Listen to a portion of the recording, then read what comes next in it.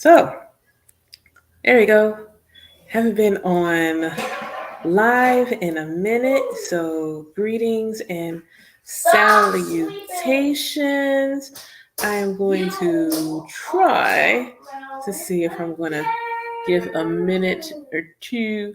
I'll hit a couple of folks and just like, hey, I'm live. If you're free, I'm live. You're free to say hi, pull up and chat. Um, there we go. That's enough people. All right. So Alafia, greetings and salutations. It is Ianifa Owini Adinaz Lusimi Fa Onishango. I am currently creating and some things that I need for this weekend. Please excuse my son. He is across from me in the other room doing what boys do, make noise. But I was thinking about the fact that it's my Ifa anniversary. So it's my Odunfa.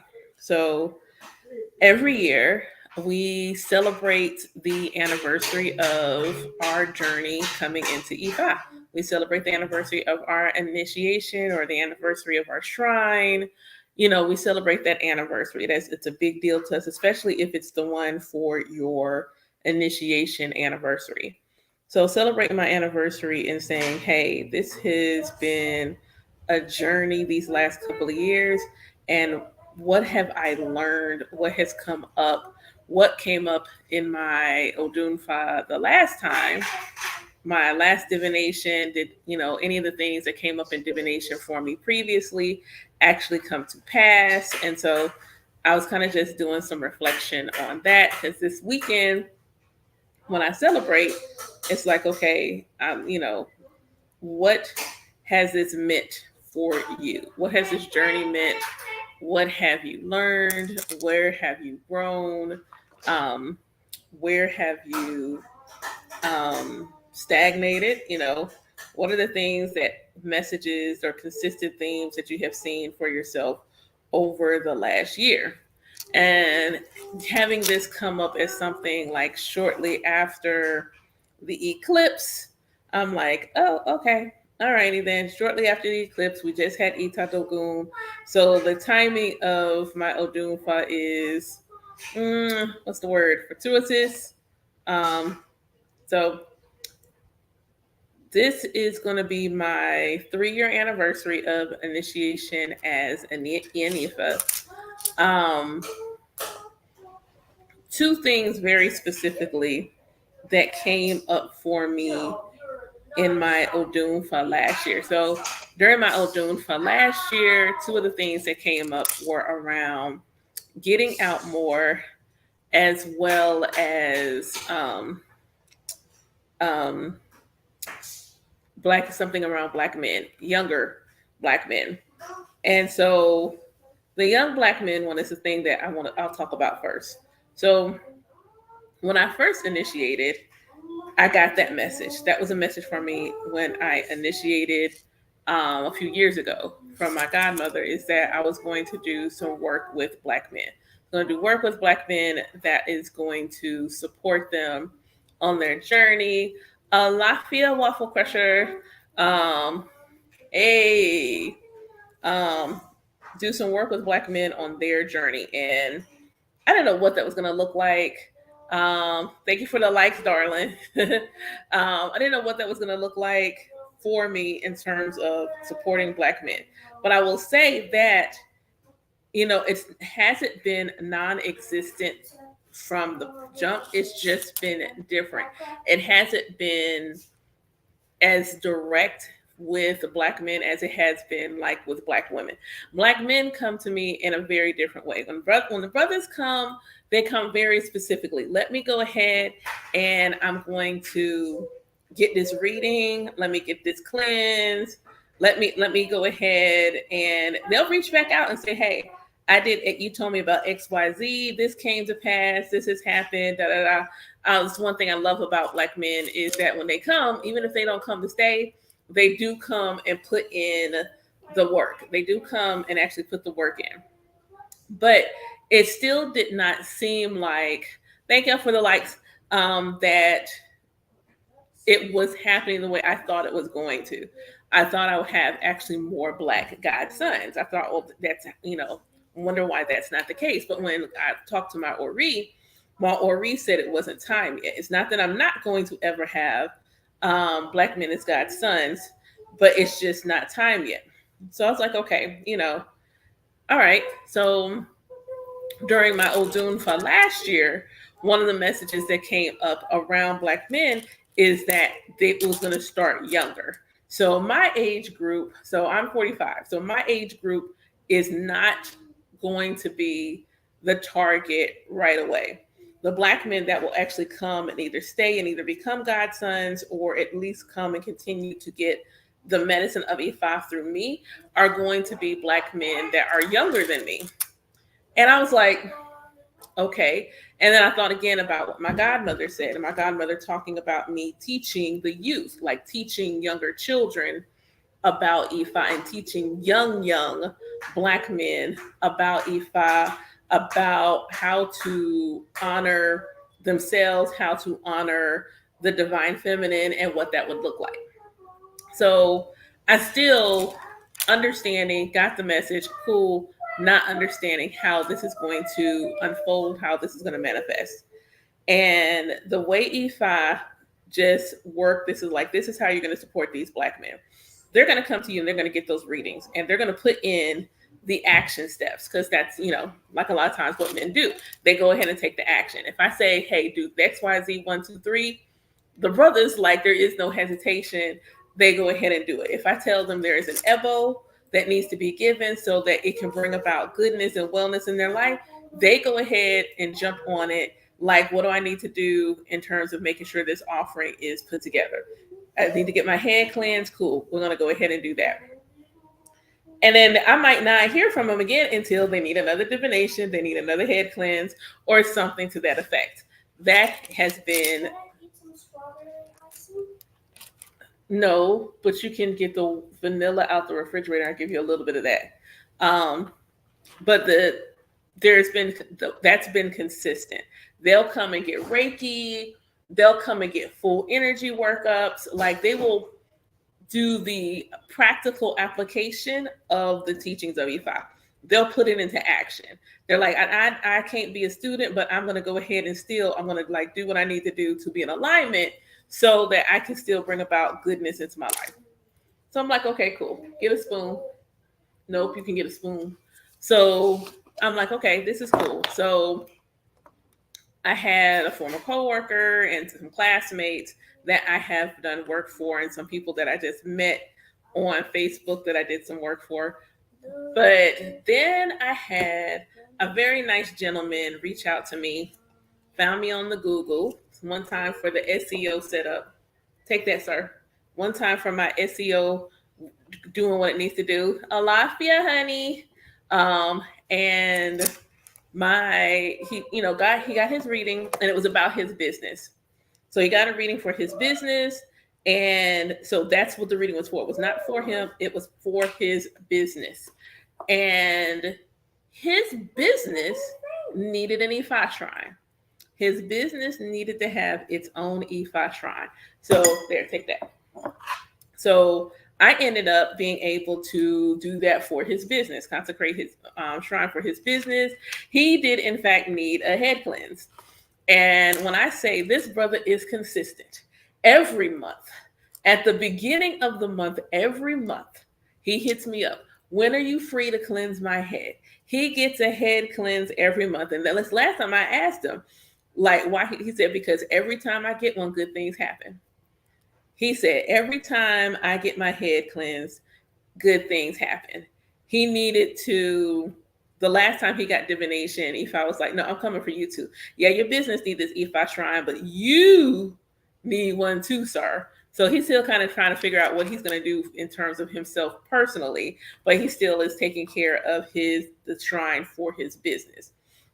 But it was really cool because he's like, his divination was super, like, they say nothing's perfect, but I mean, real talk, like sometimes divination, at least for myself, be on it. Because what he does is he's a guy that he digs the burial plots. So he digs the plots where, they bury people. And so when we do his divination, Oya comes through real strong. You cannot have the whole thing. This is it. That's it. No more. Um, Oya comes through some strong. And if those of you who are not familiar with the Orishas, Oya, Alafiatia, Oya is the Orisha that helps guide the ancestors to the ancestral realm. So for this gentleman to basically be in that realm, in that business, and then to have a divination where Oya comes through was super amazing. Like, that was so cool. And he needed some Oya Alekes for himself to wear while he was doing his work. And we talked about things like for his business, and I told him that I encouraged him to learn the uh, traditions. Like, he's looking for a way to stand out from his constituents. I said, go learn what other traditions do, what they need in terms of burials and funerals and things of that nature, and then learn how you can incorporate that in your business. And that is the thing that's going to make you stand out.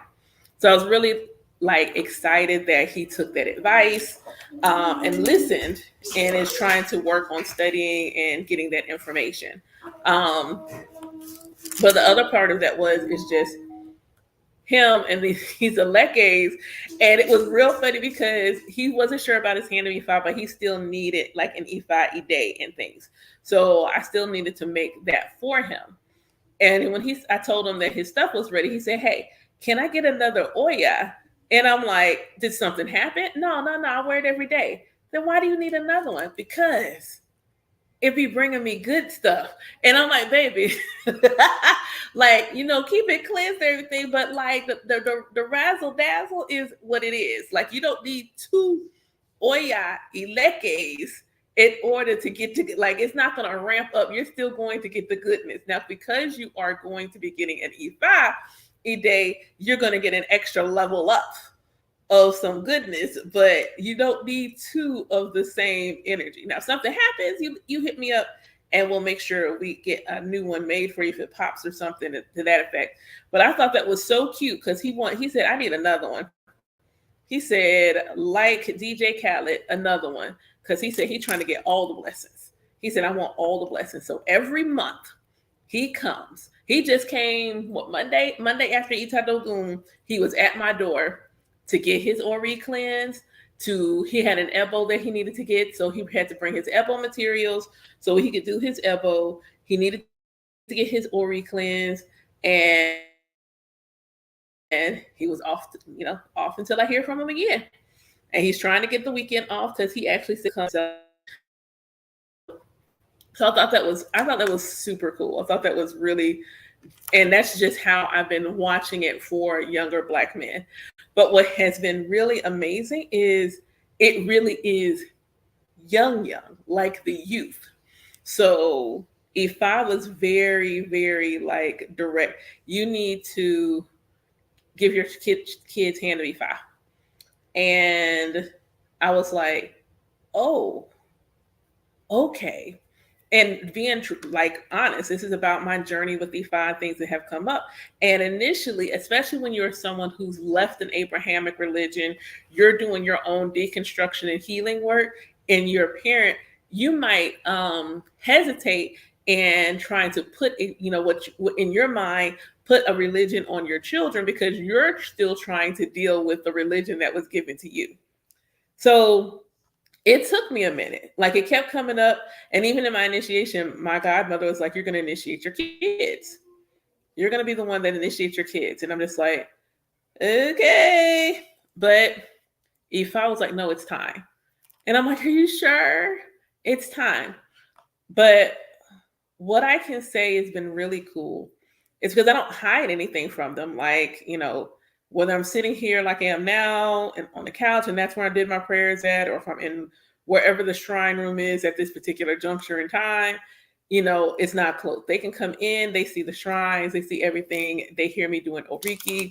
It used to be really funny because they used to just show up out of nowhere.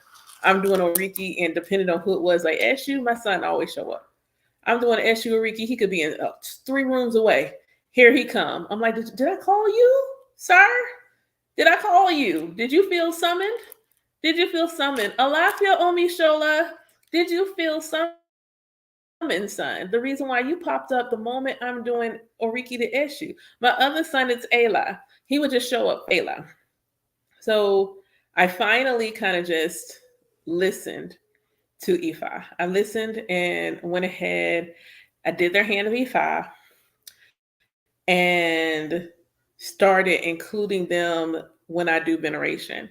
And it's been really cool because it's a learning process. I have two little boys, both of them on the spectrum, trying to learn the best way to do it for them and my own sanity. So listening to them do things like Ayla. And for those not in the tradition, you may not understand the significance of a little person with a speech delay who have never actually shown the words to be able to sing that Oriki with me when there's some priests that can't sing that Oriki in complete, by heart.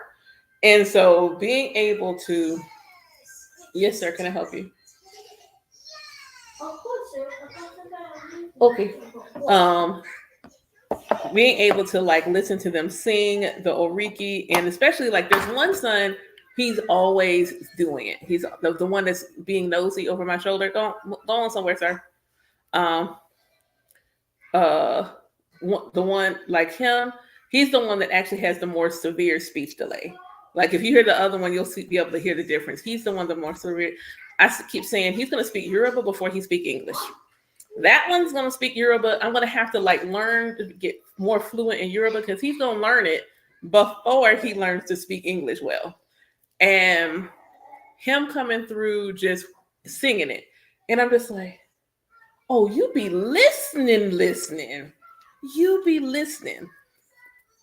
I started them though with gentle Ori work. I started them with affirmations. For those that didn't realize that when you're reciting affirmations, that is Ori work. That's Ori work. So I started with that. We would ride in the car and just sit, I'm taking them to their various therapy appointments and we do affirmations. So that's where it began. And then I finally just had them sitting in as I'm doing the offerings, helping them bless themselves with the offerings. I think the coolest thing was watching my son throw the shells. That was super dope. Like letting them throw the shells to see if the offering had been accepted was really, really cool. And so it's just been like gentle. Like I meet them where they are. I got two little kids on the spectrum, the little the active little boys. Sit here. What do you need with you? You need a toy? You need an iPad? Cool, bring it with you. Long as you're both engaged in that and this, I'm good. Bring it with you and we'll take it from there. Bring it with you and we'll take it from there. And it's been a really cool journey. Ato Ashori Iwori Wofun. Alafia says on. It's been really cool to just watch them. They still are like little kids. I'd be like, hey, it's time to go do our prayers this morning. No, I'm watching TV. No, they do all the things. Like it's not some magical thing. Like, no, they still do all of the things that kids do. But when they're in it, it's really cool to kind of watch them. My youngest is all about splitting the obi. That is his thing. Like, he don't really care about much else. Let me bite that. Let me bite that cola nut though. He's about that. Let me bite that cola nut. Let me bite that. He want to bite the cola nut. I just got my other one to where he's okay with biting the cola nut because kids on the spectrum are funny about food. They're funny about stuff they put towards their mouth. So to get him to actually put it in his mouth and bite it and split the obi is just really amazing. Like really, really amazing to have him be able to do that. Like got over the sensory hump, and that's been cool. Their E5 names, getting them to embrace their E5 names. Now the older one, the moment I tell him this is your other name, this is what I'm going to call you, you're still, but this is your name too. This is your special name, and call him by his E. He's just been answering for, like, there was no fight, No, nothing. He's like, I'm just going to answer. And I'm like, say less, son. He's going to answer by that name. The other one, no, mommy, don't call me that. So we had to like go on a journey. We had to take a little time for him to go ahead and embrace his name. But the other day, my sister watches them, and the other day it was really cool because he said to her, "Hey, mommy calls me," and I'm like, "Oh, oh, did you claim your name? I love that." So he's claiming both now. Both of them are good.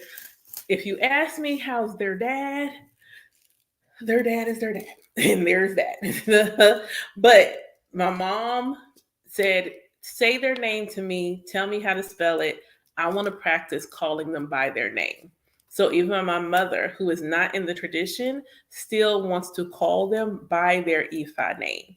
And I thought that was really just that's so dope that she wants to learn their name so that she can address them by their name. Because the other thing I told her was they respond differently by with their Ifa name. Like both of my sons on the spectrum, one is a bit more. It's a bit more noticeable. Yeah, it's a bit more direct, and to have them when they are like engaging in something and I call them and I just noticed the difference calling him by his birth name and calling him by his Ifa name, the name his Ori chose. It was like he snap, just bow. And I'm just like, let me find out that your the autism is not attached is attached to the autism is attached to your name. Let me find out. So I've been working on that, and so I decided that I'm going to reach out to where he goes to get like ABA therapy and speech therapy, and I'm going to ask them to if they can call them by their Ifa names as well. I'm going to ask them to call them by their Ifa names because I feel like it's actually helping them. I feel like there's a side effect. So those who don't know, like your name is like your personal prayer. Your name is like your personal oriki. That's why it's so important to like, what does your name mean? Like even my birth name has meaning. So, you know, understanding that your name is like your own oriki, your own praise poetry is your name. That's your name. It's your own oriki. So calling them by that energy is invoking that energy within them. It's invoking that energy within them. And for some reason, it is having an effect on everything else. Do they still do stuff? Yes, because he just wrote on the wall the other day. He like I walked in their playroom. I don't know where he found this permanent marker. Not just a regular marker. Oh no, we couldn't write on the wall with the Crayola. No, no, no, no, no. Then you could wash it off. No. Let me get this black permanent marker. They still do that stuff. But there's a shift that I can tell as their mother that happens. I do have to buy clothes. I gotta buy clothes because why? Because they both, of course, would have the same taboo as me and can't wear black and can't wear red. And I just think about shopping for little boys. Like, can't wear weather is cooler now. I look in the closet. They got sweatsuits. All of them are all black. They got sweatsuits. All of them are all black. What am I supposed to do with that? What am I supposed to do? So the journey with the kids has been amazing, and they are. Uh, so let me tell you about this marker. If when you finally get here, you'll see this. Every wall, and I do mean every wall in my house has been tattooed. I'm just gonna have to paint. Like I don't have the mental fortitude to try to clean all these walls. I'm just gonna paint.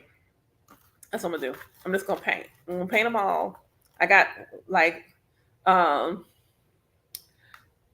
yes, and not as bad as me because I'm real bad about it. But they are slightly sensitive, but not. super bad. Like they can wear some things that I could never. I could never. Some of those, like, you know how when the sweatsuits get all linty and whatnot, I can't let that touch my skin. No, the little when I get the little ball, I can't let that touch my. They be fine. I'd be like, absolutely not. My whole flesh be feeling like it's gonna crawl. Oh no, but no, for they're only slightly sensitive, but for the most part, they actually do really well with textures. Tags, tags are a thing. Tags are definitely a thing, but the clothing material itself, they actually do really well. Sweaters, all that good stuff, they wear that and don't seem to have like a huge problem. Um, One doesn't like socks, but he got that real honest because I swear I'm just undiagnosed. Like my sons be doing some weird, quirky stuff, and I'm like, yeah, that was me. You got that from me. That's your mama. That is your mama. I can't even blame your father for that one. That is, uh, that's the mama. Somebody need to do something, or just tell the sweatsuits to stop doing it. You know, that's even better. Can we just at this point in 2024, can we make it so that sweatsuits don't do that? We don't have the technology to make them not get fuzzy wuzzy. We don't have that technology. It's not. I bet you on Star Trek they got it. I feel like we should. I bet that they got it in Japan. I just don't know why we don't have it. So the kids, as of now, we will share. Uh, yeah. They used to take the clothes off. They're not that bad anymore. So this recently, both of my sons, I had the pleasure of doing their ETFI. So they're both now fully initiated. And when I say a sister, because if I was like, no, this needs to happen now, it needs to happen this month. So we will share September in celebration of our Odunfa. It won't be the same day. They will have their own time of celebration for their Odunfa, and then we'll be celebrating my Odunfa. But we get to celebrate Ifa in the month of September together and celebrate our journey and our anniversaries together, which I think is really, really cool to be able to do that with them, to have been able to be the one to do it for them. Even getting to, you look back and you look at your all your readings, like I don't know if anybody else, but every reading, no matter what kind, tarot, um, Akashic records, numerology, whatever kind of reading I have ever gotten, I have them all written down. And to just reflect back on my, initiation, divination, and to get, oh my goodness, like she called it, you are going to initiate your children. You're going to be the one that initiates your children into Ifa. You are going to be the one that initiates your children into their Orisha. It's going to be you. And I'm doing their ceremony. And if anyone asks if I did them simultaneously, absolutely not. I did them simultaneously up until a point, and then like we're not crazy.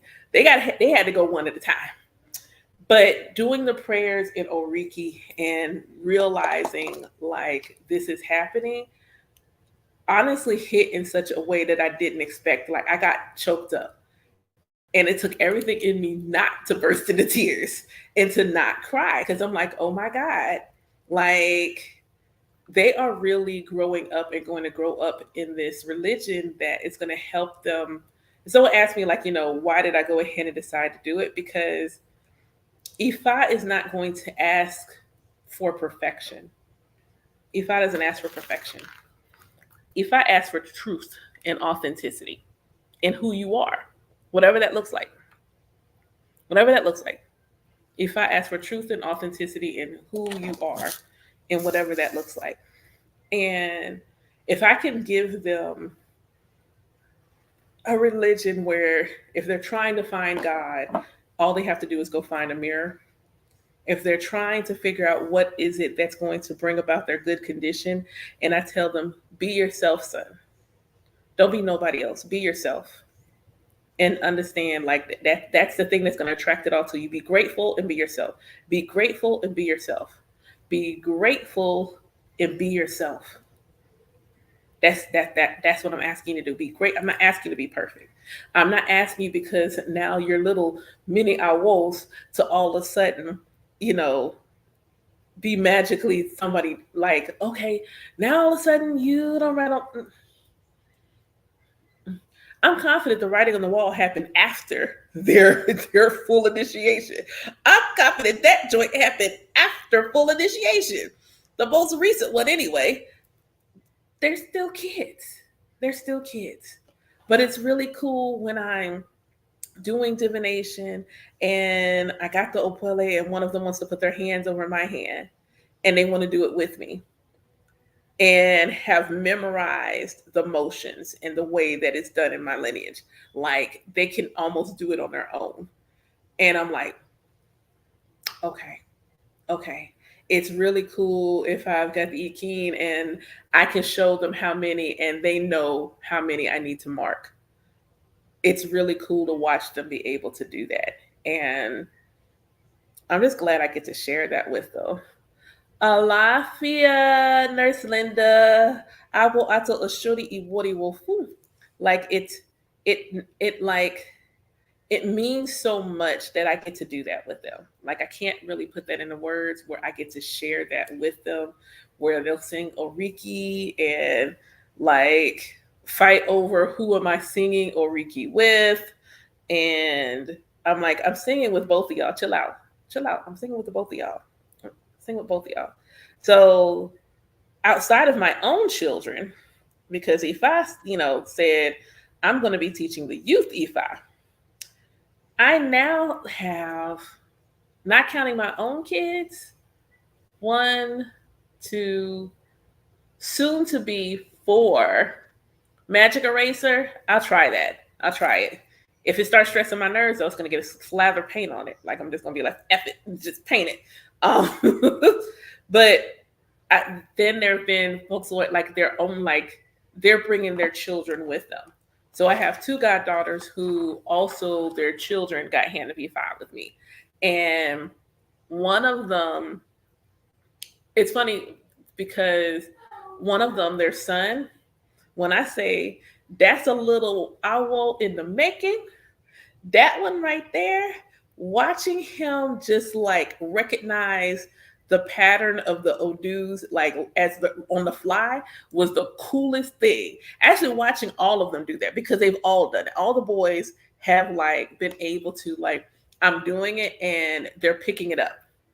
They're picking up what I'm putting down in terms of marking the Odu. And I thought that was like absolutely such an amazing thing to witness and seeing him in class because him and his mom come to class together.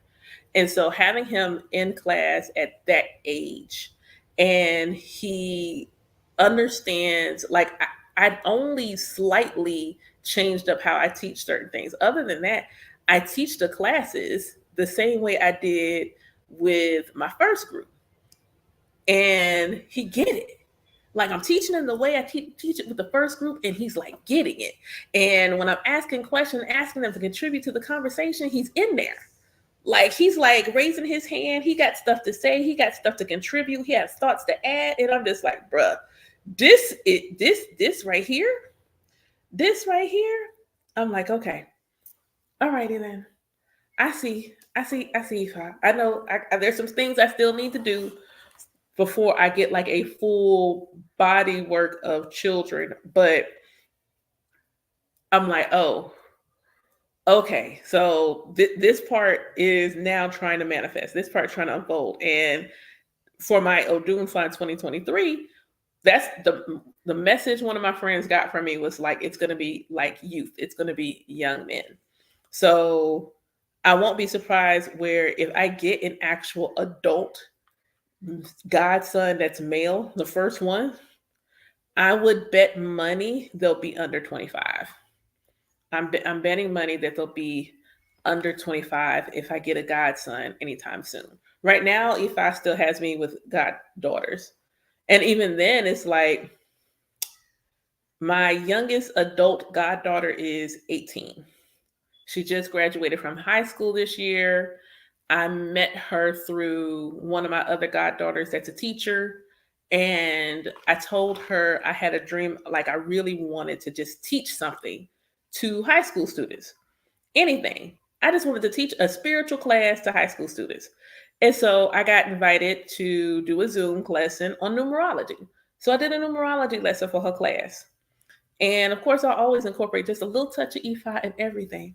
And after the class was over, they wrote me letters, which I thought was really like handwritten letters. Like I have a stack of letters from the students that were in that class thanking me for what they learned in that lesson. And again, I did not change much about how I taught the class at all. If anything, I just taught it the way I teach it to everybody else. And one of them was like, "Can I call you?" So I told my goddaughter to give her my number, and she told me she was going through stuff spiritually and she just really was not feeling church anymore. And she said she knows that my class costs, but she's like getting ready to go to college. Is there anything I could do to help her? Because she really wanted me to be her godmother. And first off, because I'm a crybaby, I immediately wanted to cry. And because I thought that was super sweet and very amazing. So if I was like, yeah, go ahead and, handle your business. And I was like, okay, say less. And again, seeing younger people come to it in a way and where they weren't raised in it, like they're coming to it, just like I did. They're coming to it fresh, new, learning, curiosity. And we do this class and talking about God and recognizing, our Ori is the totality of who we are, what we look like, our personality, everything. And all of that is God within us. And I gave her an assignment. I told her for 16 days, she had to look in the mirror. And after she finished getting ready, look herself in the eyes and say, "Good morning, God," and walk off every day for 16 days. Look herself in the eye, say good morning, and say, "Good morning, God," to herself. And because I told like that miracle from God, that magic from God you're looking for is right there in the mirror. It's right there in the mirror. It's right there. And she said by the end of it, she felt so much at ease in doing it. And a couple of others took on the same assignment. And I asked them, I was like, "Did you feel like you were being blasphemous?" And she's like, "Yeah, for the first couple of times I did." She said, "But after a while, it was like, I'm not saying I'm the supreme being like that. I'm saying acknowledging the supreme being is me." And I was like, "That's right. Show you right." And that's the gift from Ifa. That gift, that gift came from Ifa. That gift came from Ifa by way of learning about Ori. That gift came to me from Ifa from learning about Ori, especially when you learn about the Ori complex and realize your Ori is more than just your head. Yes, the word literally translates to head, but it is more than just your head. And once you take it from not being just your head, but it's your head, it's your body, it's your heart, it's your soul, it's your energy, it's your personality, it's your ego, it's everything. It's your destiny, it's your fate, it's your, good choices, it's everything. Everything. Nothing is separate. It is everything. I'm like, okay, so then this is why self-love work is important. Self-love work is important to E5. And for the last 3 years, that has been like, I guess you could say my E5 mission is showing how E5 is a self-love religion. That's how I teach it. I teach that E5 is a religion based on self-love. Because when you do that work, because and not self-care is a side effect of self-love. So not self-care like actual self-love. Self-actualization is a side effect of self-love. And saying that Ifa's religion is based on self-love. Iwa Pele is about self-love. How are you going? It's good and gentle character. How are you going to be in good character when you don't know what your character is? And self-love puts you in a position to desire to know who you are and how you're different from everybody else, and relishing and adoring and embracing and enjoying that fact. When you do that, then that self-actualization starts to come in, and then that self-preservation starts to come in, and then you want to care about yourself. You want to do things and make yourself feel good. It's because you know yourself better. You can actually understand what it's going to take to make you feel good, and that's what E5 wants. Ashe. Like that's what Ifa wants. And nothing is separate. Ego believes it is separate because ego is growing with you. Ego is growing and it's off your lived experiences. It thinks it's separate, thus you think you're separate. It thinks it's separate from Ori the same way, we grow up thinking we're separate from God. Our ego and us are going, it thinks it's separate from Ori the same way that we sometimes think we're separate from God. And the moment you do Ori work, and you don't treat your ego like something that has to be killed and something that has to be destroyed. It is a part of you. It's supposed to be there. It's the part of you that's learning. It's supposed to be there. And in helping it learn, you don't shun it because that's how you create shadows. It wants the same thing that your Ori Inu, that your Ipanri wants. It wants you to bring about your good condition. Your Ori wants the same thing. It wants you to have a good life. It wants you to be happy. It wants you to be safe. It wants you to be loved. It wants all of those things. It simply just goes about it in a different way than your Ipanri would, than your inner self would, your Ori Inu. It goes about it in a different way. And once it understands that the way to really bring about that good condition might not look the way it has learned it should look based upon lived experience, then you stop having such a hard time with like inner conflict. You'll have like that, you'll be going back and forth in your head. Well, I should do this. Well, what if this happens?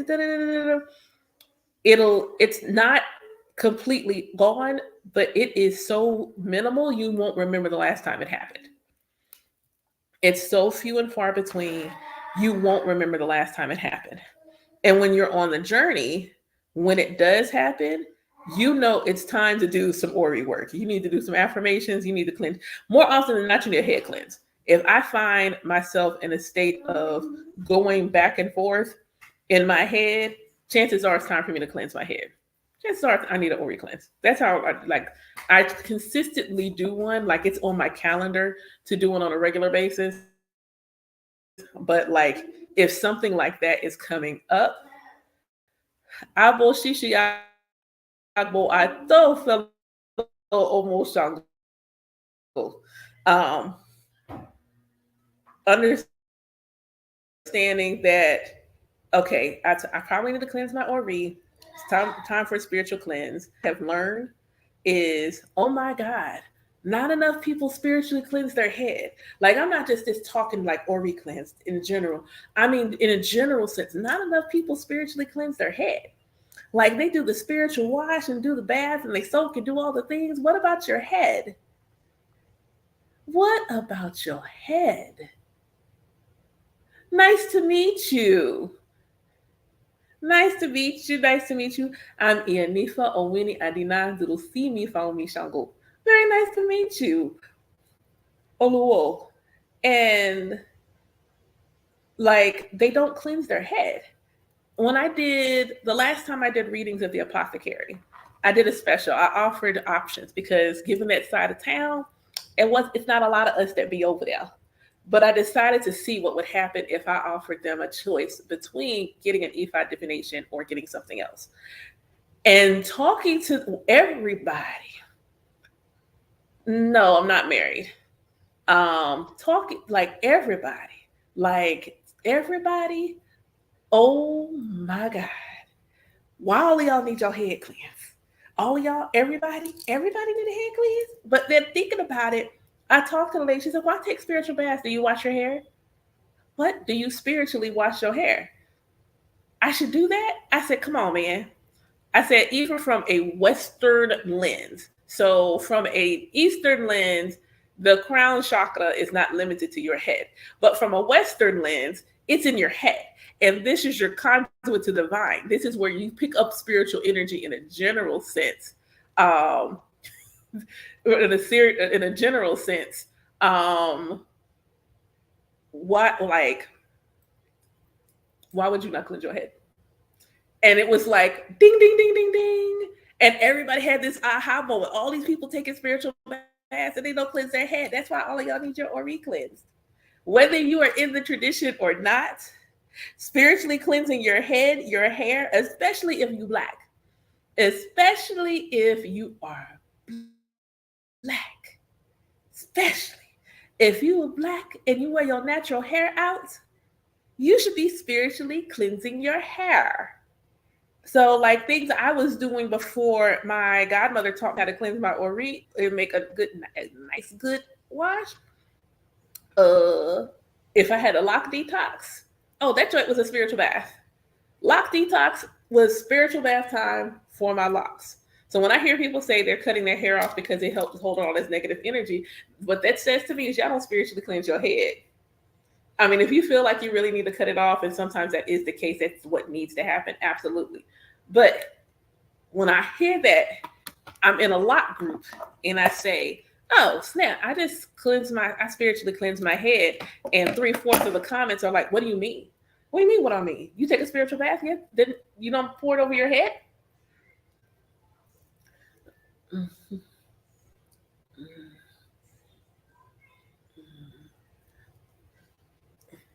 I see. And like, however that needs to work, like, it was just one of those things on this journey I learned. So, Ori work in terms of my journey with Ifa has been profound.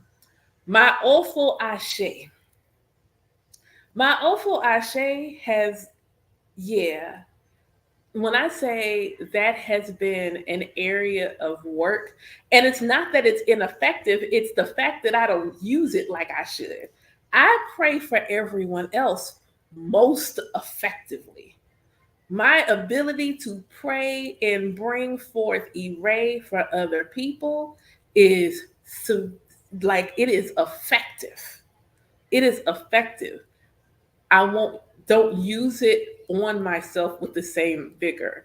I'm like a lot of times, sometimes as is and owls, we get in this cycle of I'm taking care of this person, I'm taking care of that person, take care of this person, pray for this person, pray for that person, did this ever for this person, get this ever for that person.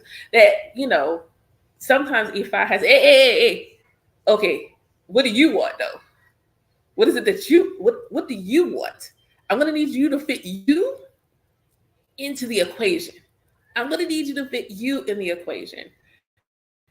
And learning that when I use my Ofo Ashe effectively, and it's a beautiful thing when you can marry wisdom.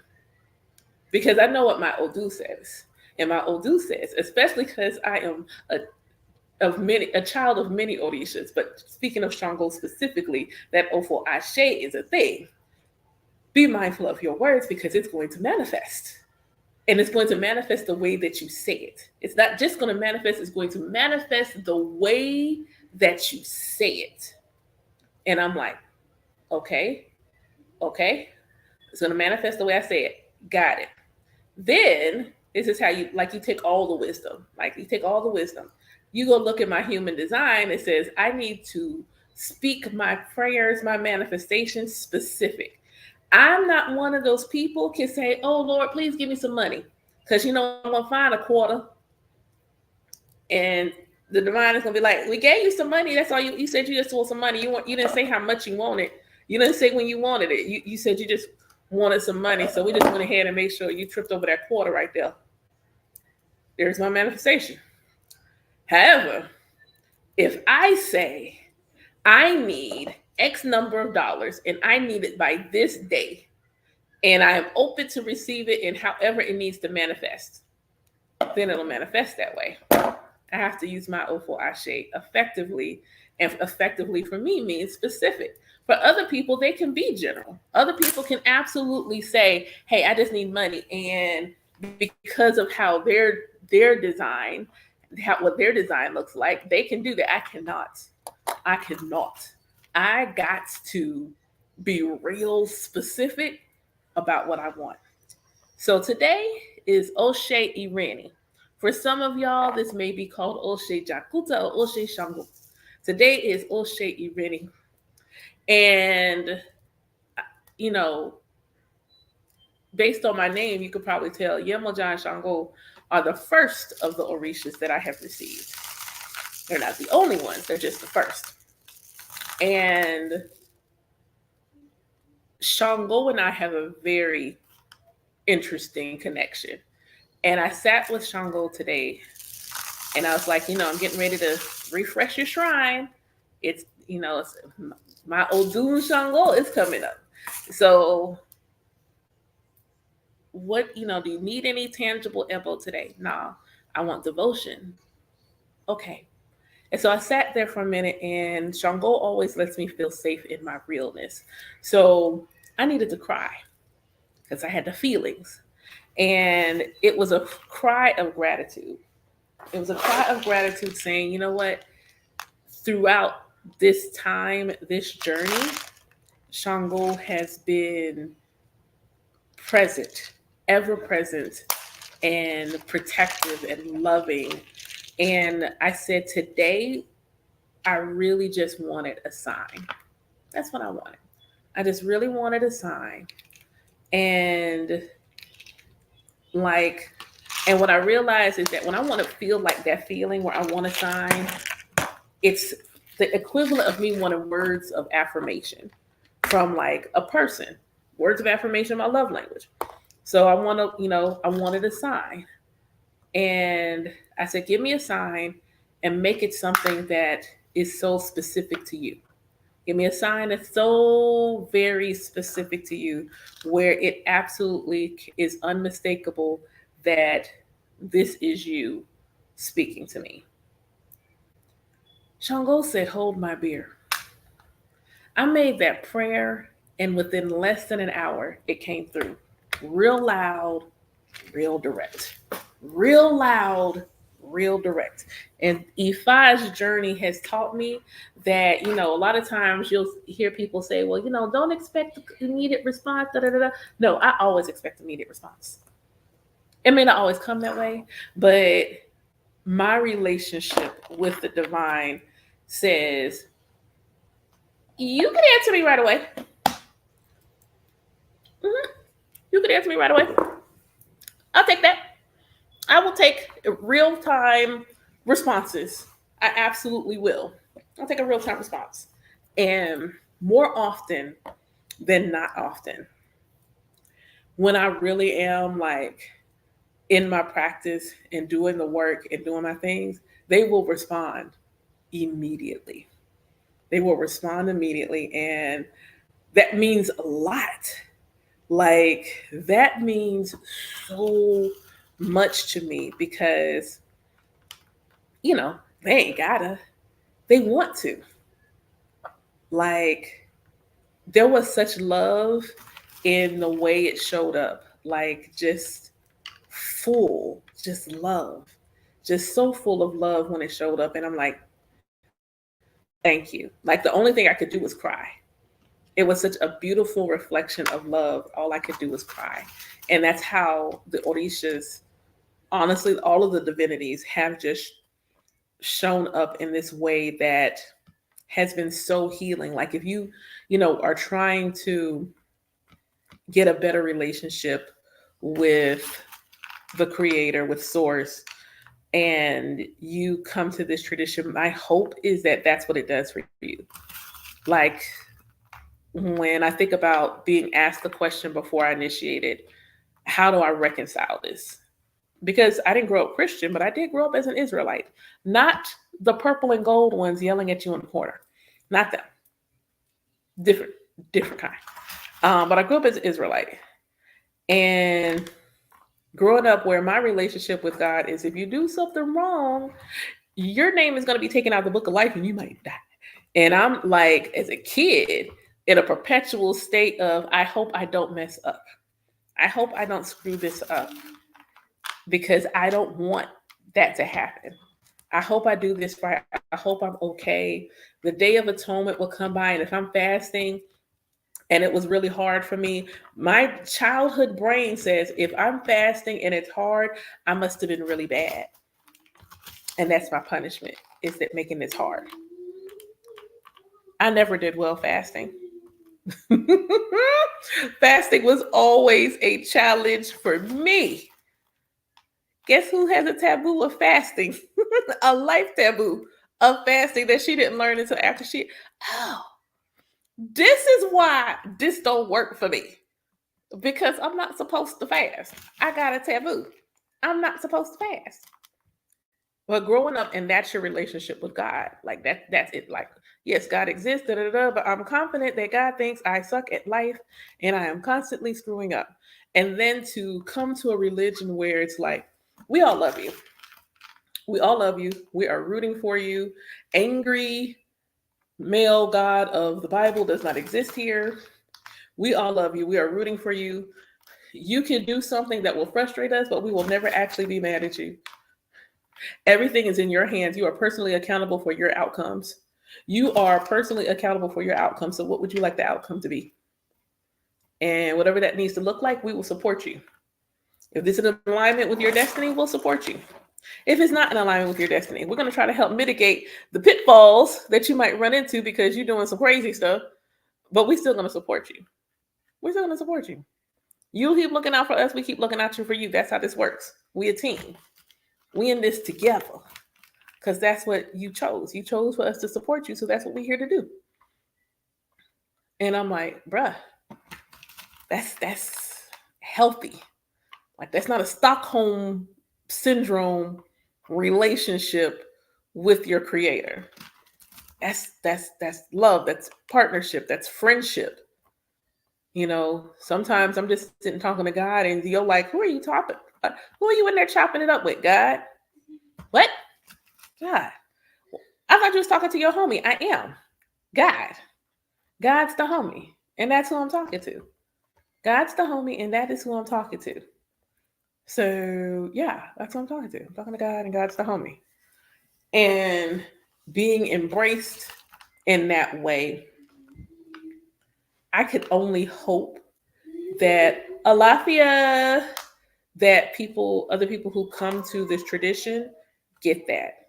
You know, everybody's going to have their own thing, but, you know, this is about me reflecting on my last few years. And for me, it has been like,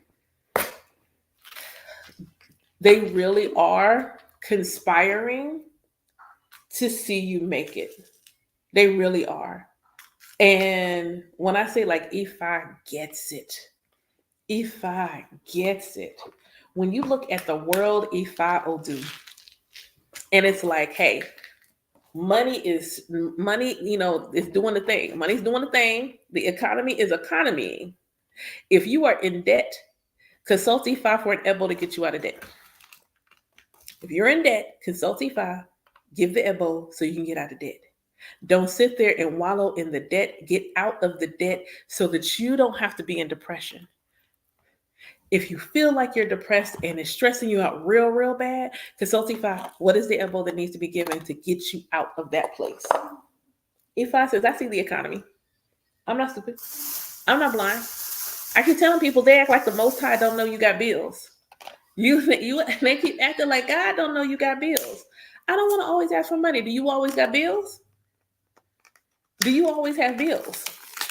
Because if you always have bills, the bills ain't gonna stop. Okay, you got that one money. Like, what does that look like to make sure you constantly have it, keep it in flow? Like, you always have bills. So making sure you are taken care of in that regard, I love that. I love that for us.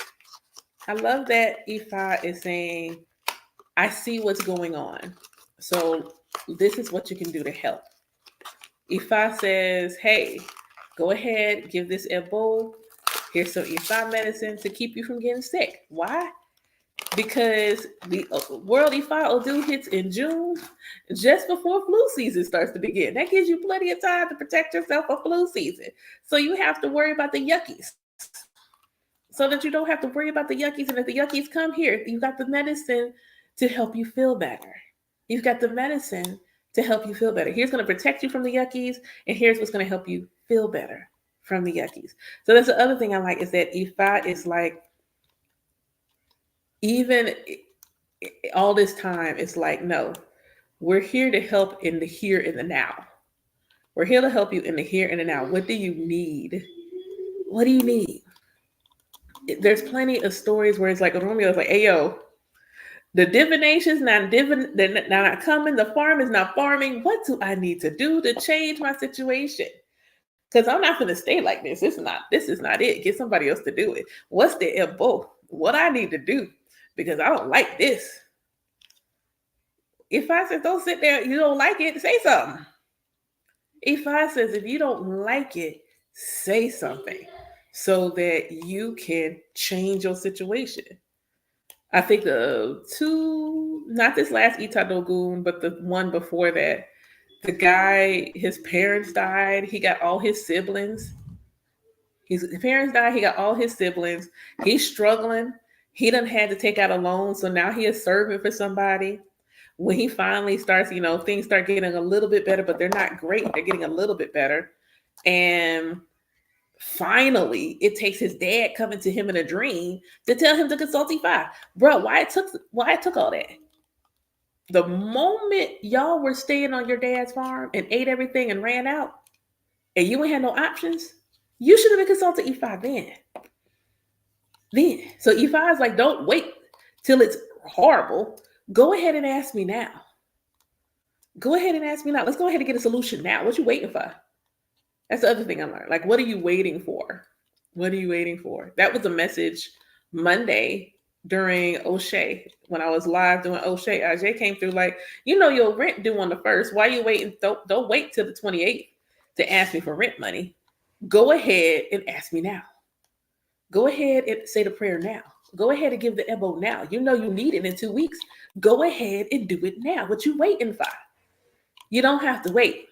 If you know in 3 months there is a trip that you want to go on and you want to make sure that is in good fortune, you need to go ahead and ask now. So that way if there's something you need to do, you can do it now. Don't wait till 2 days before you get ready to go on this trip and you consult E5. E5 says, hey, you probably shouldn't do that. You could have known that months ago when you knew you was going on the trip.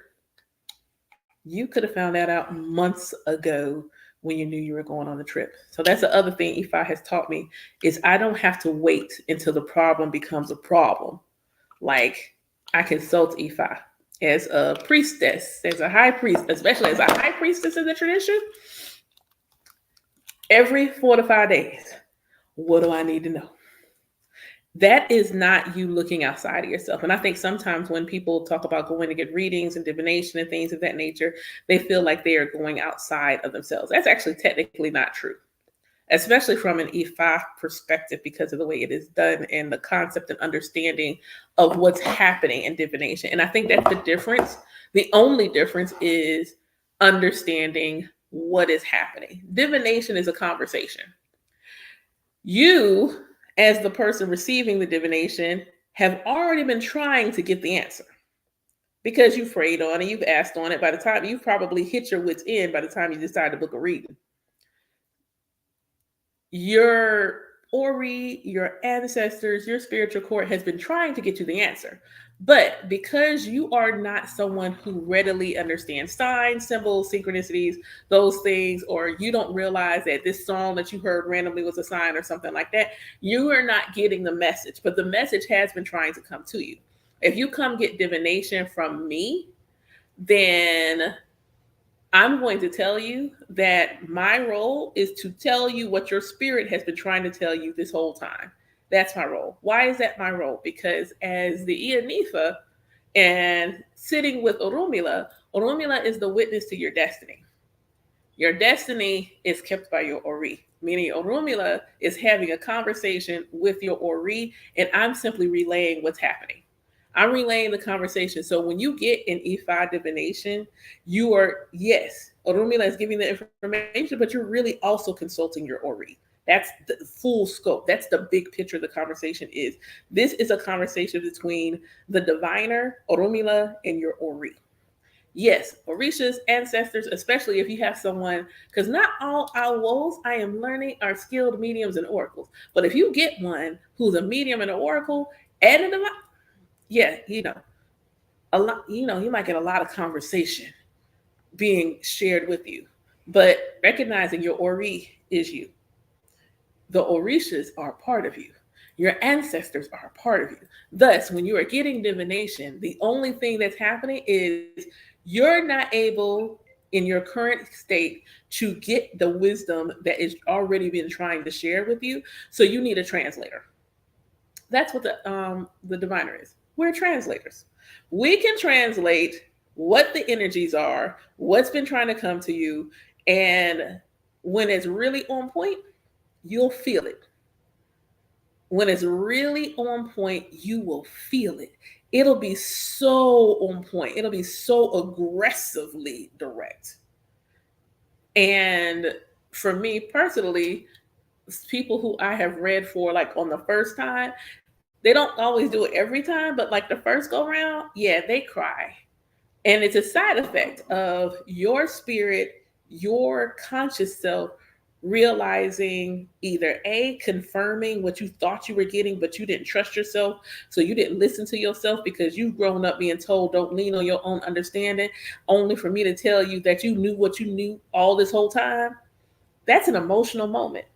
That is absolutely an emotional moment. Alafia Janelle, that's an emotional moment. That's an emotional moment. So making sure that you understand you're not going outside of yourself when you get a reading. This person is helping you to bring about clarity in the messages that you have already been getting. Might you get some new stuff? Yeah, you might get some surprises. Hey, FYI, I bet you didn't know this. Like you might get a couple of those because we're gonna get all the energy. We're gonna get all the tea that needs to be shared. We're gonna get it. But you're not going out of yourself. You're not giving your power away when you do that. If anything, you should leave divination feeling empowered. That is a thing that I have learned. Hi. Um, you should leave divination feeling empowered.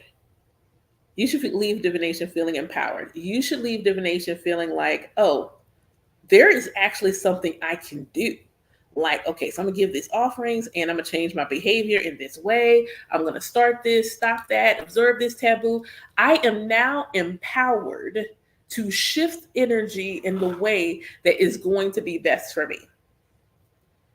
You should leave divination not only feeling empowered, but inspired. Like, yo, I could actually make some stuff happen even if those things are not meant to happen today. I can actually make some, I got some blessings wanting to come to me if I just get my act together. All I got to do is stop wearing black. First off, I'm just going to say, I say that like that now because it's been years since I've been able to like wear black like that. But no, like for real, my godmother told me before initiation when I, learned I'm going to initiate and we're talking and she's telling me like, upcoming taboos I'm going to have. And she's like, yeah, so no wearing black. Pause. Pause. Wait a minute. Wait a minute. The black girl with 3 black dresses, 3 black pencil skirts, 2 black basketball shorts, several black t-shirts, and I can't wear black. No, ma'am. She said, now if something has black in it, it is okay. But if it is an actual black article of clothing, my favorite bra is black. She's like, yeah, I'm gonna need you to let that go. One of them big black garbage bags full of black clothes. One of them big black garbage bags full of black clothes. Like, look, sick. When I tell you black pumps, black bras, like so much black. Then she said, you also can't wear red. Like, oh, ma'am, wait. I can't wear red either. Oh, no. What am I going to do? I had a dress. It's still in the closet. I haven't had the heart to throw it away. But my kids, that's their taboo. So I'm going to be redoing their wardrobe because they can't wear black either. So I got to get them all new clothes. So I'm going to tell you the black thing. And it's different for different people. So black represents certain things for certain people. So for me, it was death, and that's why I can't wear black. But it wasn't like literal, like it could also literal, but it's also like uh energetically. Like I hide, I shrink, I go small. I can blend in, I can slide behind the scenes when I'm wearing black. I don't stand out in black. I don't stand out. I look good in it. Don't get me wrong. Me in a black dress be giving, but I don't stand out. And I don't think I really realized I really don't stand out in black until like I started wearing like orange and yellow, and the reaction, like, oh my God, you look so, and I'm just like, oh, that's why you don't want me to wear black. Got it. Okay. Okay. I see what you're doing there. I see. I see. I see what you're doing there. Red, my godchildren will tell you, I have a running joke. If you see me come to an event, a party, anything, and I'm dressed in a red dress, just leave. Just leave. Just leave. Wherever that place is not for you. You're not supposed to be there. If I show up in a red dress, and don't stay. Don't stay. You have two options: leave or put something white on top of me. Those are the two options. If I mess around and show up dressed in a red dress with red hip, no, just leave, because it ain't gonna be good. It's not gonna be a good look for anybody. Just leave. Just exit the building. It's not a good look for anybody if I come in dressed like that. Now I can wear little drips of red. Every once in a while I get permission and I got a red t-shirt and I only wear it for one reason. And I can wear that occasionally. But other than that, yeah. You see me in red, you should be asking questions. First off, did you get permission to put that on? And where's your energy? Did you get permission to put that on? And where's your energy? Yes. So, and black is feminine energy. So it attracts, it draws in, it's pulling things to it. This is why black crystals, you have to constantly spiritually cleanse them, because they protect you from negative energy because they're drawing it into themselves. So after a while, you need to cleanse them bad boys. That's why you shouldn't wear them for long periods of time. Wearing black stones for long periods of time will age you. So, and that is why, because it's pulling all this energy to you. It's going to have an effect on you, thus causing your skin to look like you're aging. You're welcome. So that's why the black clothes is also a thing. Like, you don't need it, especially if you are a melanated individual. We got enough black in us. We got enough black in us. Even if you light skin, even if you light bright, you got enough melanin in your genetic coding to have enough feminine energy where you don't need to add more black on top of it. You don't need to add more black on top of it. Plus, if feminine energy is potential, not kinetic, it slows you down. So you may not feel like you're on go. You're like, you're in your Eeyore vibe. Nobody needs to be like that all the time. And if you're like me, you had black, like all I wanted to do was wear black. Black shoes, black shirt, black skirt. Just give me some black lipstick and I was happy. I'm happy as a clam. All of that gone immediately. Gone, gone, gone, gone. You're welcome, darling.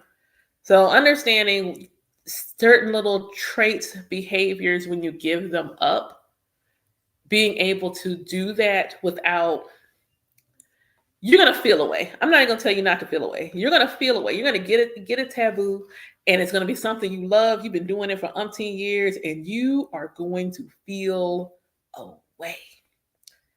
What I can say is it's worth it. What I can say is it's worth it. And at some point, you will even learn why you got that taboo. For instance, I am an animal empath, and there's certain things that I ended up in a lineage that we don't do. And being an animal empath, I learned why that is a lifelong taboo for me. I said, "Oh Lord." And thankfully, it was hard, but it wasn't as hard a way as it could have been for me to learn it. I'm like, okay, all right. Well, thank you for letting me know this is a no. I only slightly understand why people can't play around in my head. No, I can't let anybody in my hair at all. Like, that's why, like, no one else has been allowed to do my cleanses or anything for me.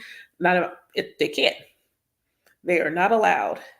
I can't let anybody. Like, I got to be real specific. I got to like cast on, is this person allowed to touch my head?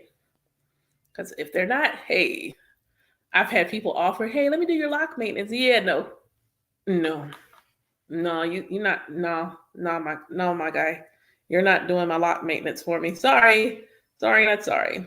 So taboos, understanding the taboos are, you understand it initially, but this year has been one of those years where I've actually been seeing the ramifications of why I got the taboo in the first place.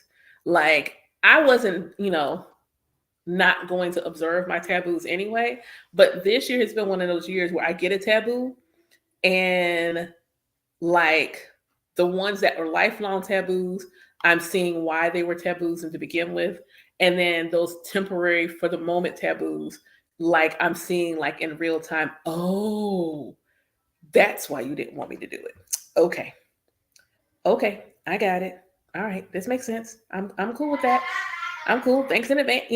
Thank you. Thank you for letting me know. I'm getting those insights. So taboos, advisories, those have been things for the last couple of years that have always been for my good. But 2023 leading up to now, Ifa's heavy message for me has been rest and managing my energy, like heavy on the rest.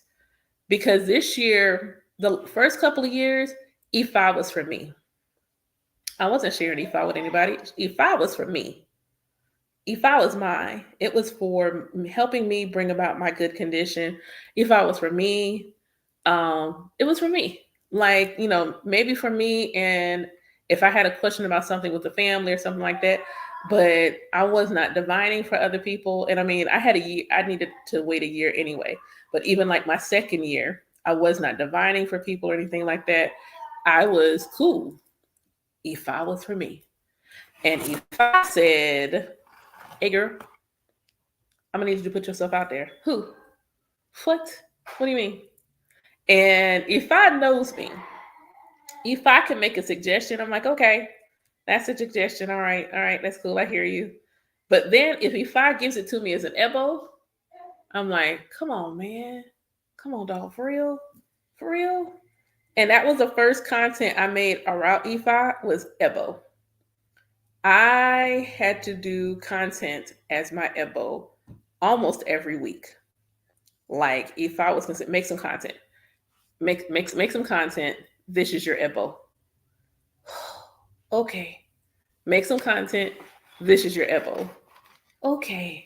So my first, content about Ifa, my journey, spirituality in general, those were offerings. There were offerings to Ifa or Obatala, somebody or Shango. They were like active. You're going to be a working Ianifa. And I'm like, what do you mean? This is supposed to be just for me. Ain't nobody else supposed to be watching me do this. This is supposed to be just mine. Like, I'm not sharing it with other people. This is supposed to be, no, you're a working Ianifa. Because you can, like, that's the beauty of Ifa. You can go do full Itefa, but not be meant to be like a working owl, working priest. That might not be your calling. You might need Itefa because you simply need that level of spiritual elevation. You need that level of ashe to support you in the thing that you're actually supposed to do. But it doesn't necessarily mean you're going to be like a full blown Babalawo or Ianifa. You know, that's not what that means. And so I was kind of just cool, which, chilling. I was doing my Dafa every couple of days. I was chilling. And if I say, hey, come on, it's time. Time for what? What do you mean? It's time. And even then, when I got ready to relaunch my mentorship program, I was trying to think of the name, and I was trying to, I knew I wanted to do from self to source. That was given. But if I was like, you're missing something, my Ori was like, you're missing something. And I'm like, and then I heard it like a whisper. And I'm like, from self to source with Ifa? And ding, ding, ding, ding, ding. And I'm like, you want me to teach and include Ifa? Yes. Bruh. What do you mean? Me, I don't know. I think you got the wrong person. Heavy on like my Moses vibe. Like, I think you got the wrong person. You can't possibly be talking about me. You can't possibly. There's somebody behind me that you're speaking to. Nope. And even then, coming up with the mentorship program, putting it together, and it was, looking back, that mentorship program had been building over the last couple of years, because each module is a course that I had already built or thought of. Each module of the full program is a course I had already built or thought of, because I built it around my own spiritual awakening. I built it around my own awakening and teach it in that order.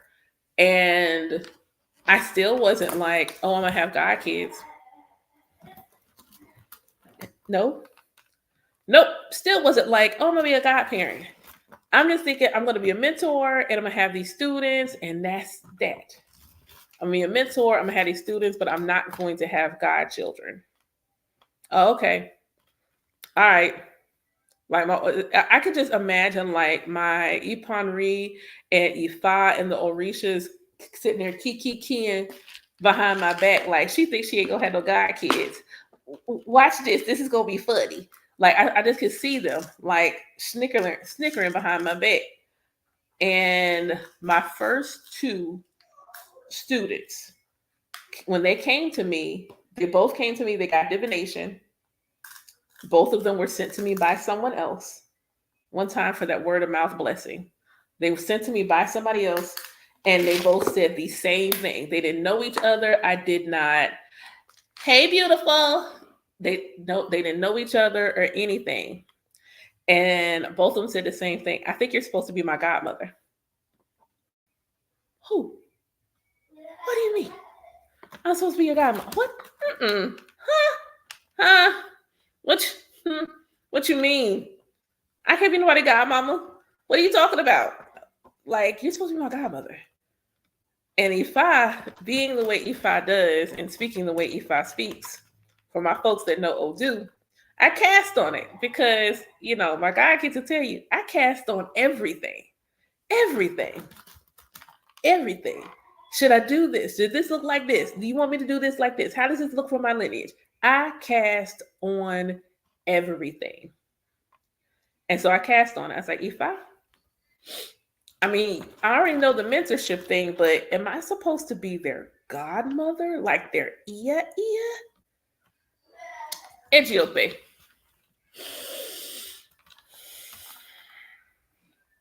You know what? I feel like you playing in my face right now. And I could just see like Orumila like sitting there laughing at me. Like I want to make sure that you understood what I said. I said what I said. I'm going to give you this edgy Ogbe, and then what you gonna do? And I'm just like, okay. And that's how it began. And my Odunfa in September. This was like April. That's how long it took for me to kind of just accept that I was going to be a working Ia, because I wasn't trying to be. I sincerely was not trying to be. I kept trying to go back to corporate America. When I got laid off, I kept trying to do everything else but that. And Ifa is like, no, this is what you're supposed to do. And it wasn't until like I really dug into the Odu for my name, where it's like you're going to initiate a lot of people into Ifa. You're going to bring a lot of people. You're going to have a lot of initiates, and you're going to have a lot of devotees that are with you, that you're going to bring into the tradition. And I'm just like, all right. I still feel like Moses. Like, are you sure? You sure? You sure you want me to do this? And every Oshe Ola, every Oshe Ifa, I say the same thing. to Odunfa, thank you for trusting me. Because if you ask me, if we lived in the world of Star Trek, money is not a thing. I got a good house. I got some land, I'm growing some stuff. I'm living good. Kids take care of everything is good. I have no wants or needs that are not provided for by this replicator. Would I still teach EFI? Would I still teach self to source? Absolutely. I would do it if I did not need nor require. Because EFI says you are required to get an energy exchange for your work. If I didn't need it, I'd do it anyway. Because I enjoy it. I enjoy talking about EFI. I enjoy communing with the Orishas. I enjoy talking about self-love. I enjoy seeing people like not just deconstruct, but then reconstruct a new relationship with God that isn't built on fear and judgment. I enjoy seeing that. I enjoy doing all forms of divination. Like I am a divination nerd. I enjoy doing all forms. I would do all that joint. I'd still do it all. You say you want me to sit here do what I'm doing now, talk to people while I'm making leques, because that's what I'm doing now. Is stringing up beads for leques. You still want me to do that? Cool, cool. I'm married, my husband, and he's like, you ain't got to work. Okay, cool. So this is just play money. Say less. I'm still gonna do it. Like I'm still gonna do it. I'll take a break. I'll take a vacation. It's time. I'll take maternity leave, sort of. Like I'll take maternity leave, but I'm not going to just say, okay, well, cool. I don't want to do this anymore. I enjoy it. I enjoy what I do. And I know there are plenty of people who would love to be able to be a full-time Baba, full-time Ia, full-time Olorisha. And I'm sitting here, what is this, 2024? October, I will have been laid off my job, my full-time job. I will have been laid off 2 years. And I have only actively been a full-time Ianifa going on a year. Going on a year. I would, or a little over a year now, I guess, a little over a year. I know people who want to do this, like someone asks you what you're doing today. Well, today's an Ebo day. Like that, like what's your day look like? Like today is an Ebo day and I gotta do this Ebo and this one needs this Ebo, or today I got divination, or today's Itadogun, so this is what the day is gonna look like. That's what, like what do you do for a living? What's your job? I am an Ianifa. That is my job. Like that's my job. My job is to be an Ia. That is what I do. That's my job. I don't do nothing else. I am an Ianifa. And whatever way that needs to manifest, that's what I do. For some people, I'm the Ia they come to for divination. For some people, I'm the Ia they come to for herbal stuff. Some people come to Ia for energy work. Like I am an Ianifa, and that is all I do. That's it. That's what I do. Occasionally, Ianifa looks like I need career coaching, but I need some spiritual help with it as well. Boom, say less. Because in the corporate world, I am a beast at creating a resume that can pass the applicant tracking system. And I am phenomenal at interviews. And I know how to help you write that, get that resume turned into a petition and give it to the ancestors. So, you need to get you someone that can do all of them, do all the things. Do all the things. But I'm blessed. I'm blessed. Like to live in 2024 with the economy the way that it is now, and my rent just went up, but it's paid. Like my rent's paid. There's food in the fridge. I got to get kids new clothes, but they've got clothes. The car's still sitting there. I need to go in the shop, but it's still there. It's still there. Car insurance is like all these things are being taken care of. Sometimes it's a struggle to get it done, but sometimes it's just like it's a struggle because I ain't asked. Sometimes it's simply a struggle, not because it's got to be a struggle. It's a struggle because open your mouth, ma'am. What do you want? Oh, okay. Well, I need this money in the bank, like ma'am. Okay. And then there it comes. And then there it comes. If I said it's time for you to expand your farm, and I'm like, if I ain't got no farm, man, what you talking about? I knew what if I meant. I'm like, are you telling me I need to expand? The doors of my mentorship program have been closed. And if I was like, no, open them back up. Open your mentorship program back up. And I'm just like, okay. So the other day I spent time revamping what the page looks like, because if I says it's time for you to open your mentorship program back up and take on some more students, it's time for you to expand your farm. I was like, okay. And that message had come like a few times, and I'm like, maybe not. No, like expand. So I listened, and some people's like, well, now you're just being obedient. First off, I am not a dog, so I'm not obedient. I am consistent. I am trusting. I listen to the wisdom. I'm consistent, and I'm trusting, and I walk in the knowing that Ifa is always looking out for my highest and greatest good. Like, not just any aspect of my destiny. Like, what's the best? Thank you. What is the best version of this destiny for me? What's the best version of the destiny for me? And that is what Ifa is trying to help me manifest. The absolute positively best version of this life. I don't have to struggle. And if I'm in a space of struggle, that means I did not ask for what I wanted. That's what I'm learning. That's what Ifa taught me. If I am in a space where I feel like I am struggling, I did not ask for what I wanted. I needed to ask. All I needed to do was open my mouth. And that's it. And Ifa keeps telling it to me over and over again. And, I didn't come to this journey in my 20s. You know what I'm saying? I was 40. So that's a lot of, unlearning and learning a new way that has to come forward for me. And it's, practice. It's practice makes perfect. So today when I got, that sign from Shango, immediately, that was that, hey, no, like for real, just call it. What do you want? What do you want?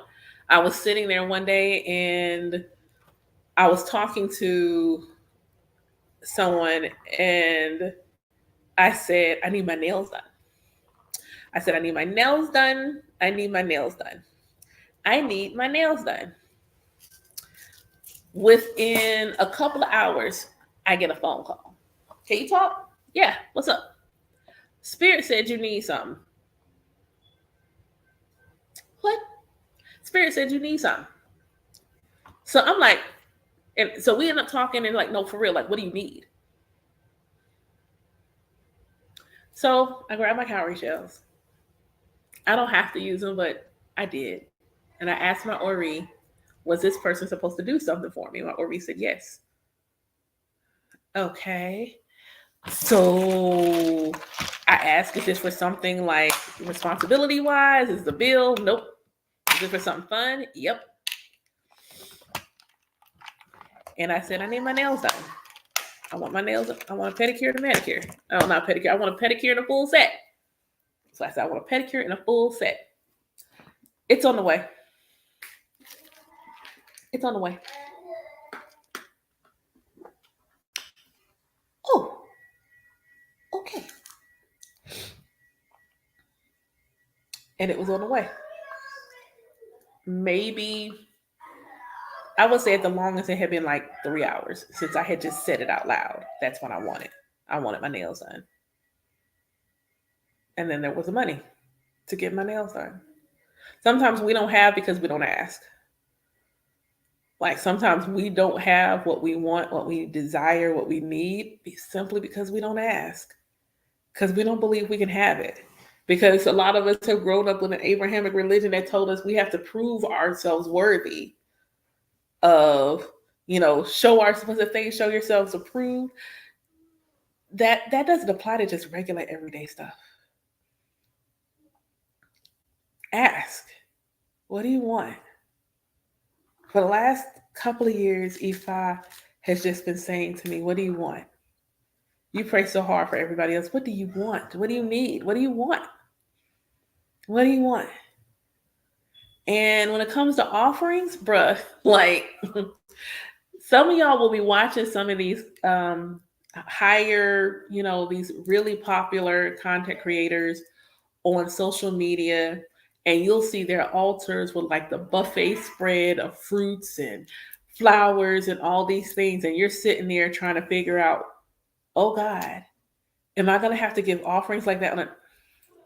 For those of you who come and sit in O'Shea with me, those of you who come and venerate with me, Alafia Dual Goddess, she can attest because she's been coming to my O'Shea with a Winnie almost the entire time I've done it. I go out to Ashuri Iwori Wofu. Alafia Josh, message me so that I can send you the link to the Itadogu notes.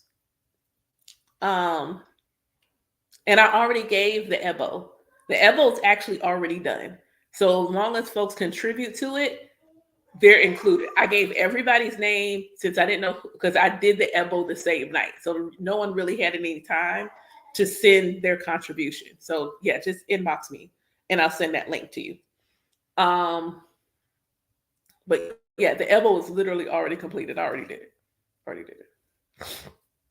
But those who come with O'Shea, I wish I had one beside me. Like, I'm just gonna use this battery. Like a real big cola nut might be this tall and a little bit, wider. It might be this tall. It might be this tall. And that's it. I'm gonna get this one cola nut and I'm gonna say these prayers, and all this goodness is gonna come to me for this one cola nut. Where I'm at, I get cola nut, a couple of them for $1. This what in our human experience, we would see that as a small thing. I can't possibly get this blessing for this small thing. Why not? Why not? You need to give, okay, let's say I got to give chicken. All right. It's funny how much chicken I've had to give as Ebo when it ended up being the taboo for us this year. I got to give chicken. Okay, cool. What am I gonna do with it? I want you to eat it. I have been able to build my dinner around Ebo because 3/4 of them I gotta eat. So again, I hear people talk about, well, I don't want the food to go to waste. It's not supposed to go to waste. It's either going back to nature, which is not letting go to waste, or you're supposed to eat it, the way our ancestors did. They didn't eat everything. There's some things that have to go to the shrines, the altars, and things of that nature. But no, by and large, a good bit of your offerings are things that you can actually eat. And unless it's a taboo, like I can't eat goat. So if I have to give goat, unless I'm supposed to give it to someone in my community, that's not an info that I can eat. But chicken, I can eat that. Fish, long as it's not made with cornmeal, I can eat that too, because I can't eat corn. So looking at offerings and realizing in like some of my like moments where I was really in need and what I needed for me and my human experience was big, it was small to the divine. And so the elbow cost me like $5. And like, using like the street slang, I flipped that $5 into a couple of G's. Like that because the divine don't need my money. The divine is not asking me to go broke.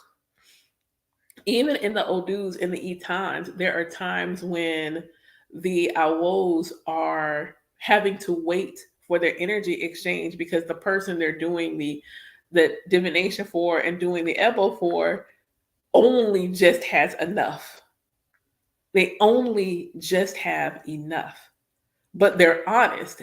And the other side of that is when you have it, you bring it back and you take care of your elder. And that's the part that for me as an elder, I had to allow myself to be open for.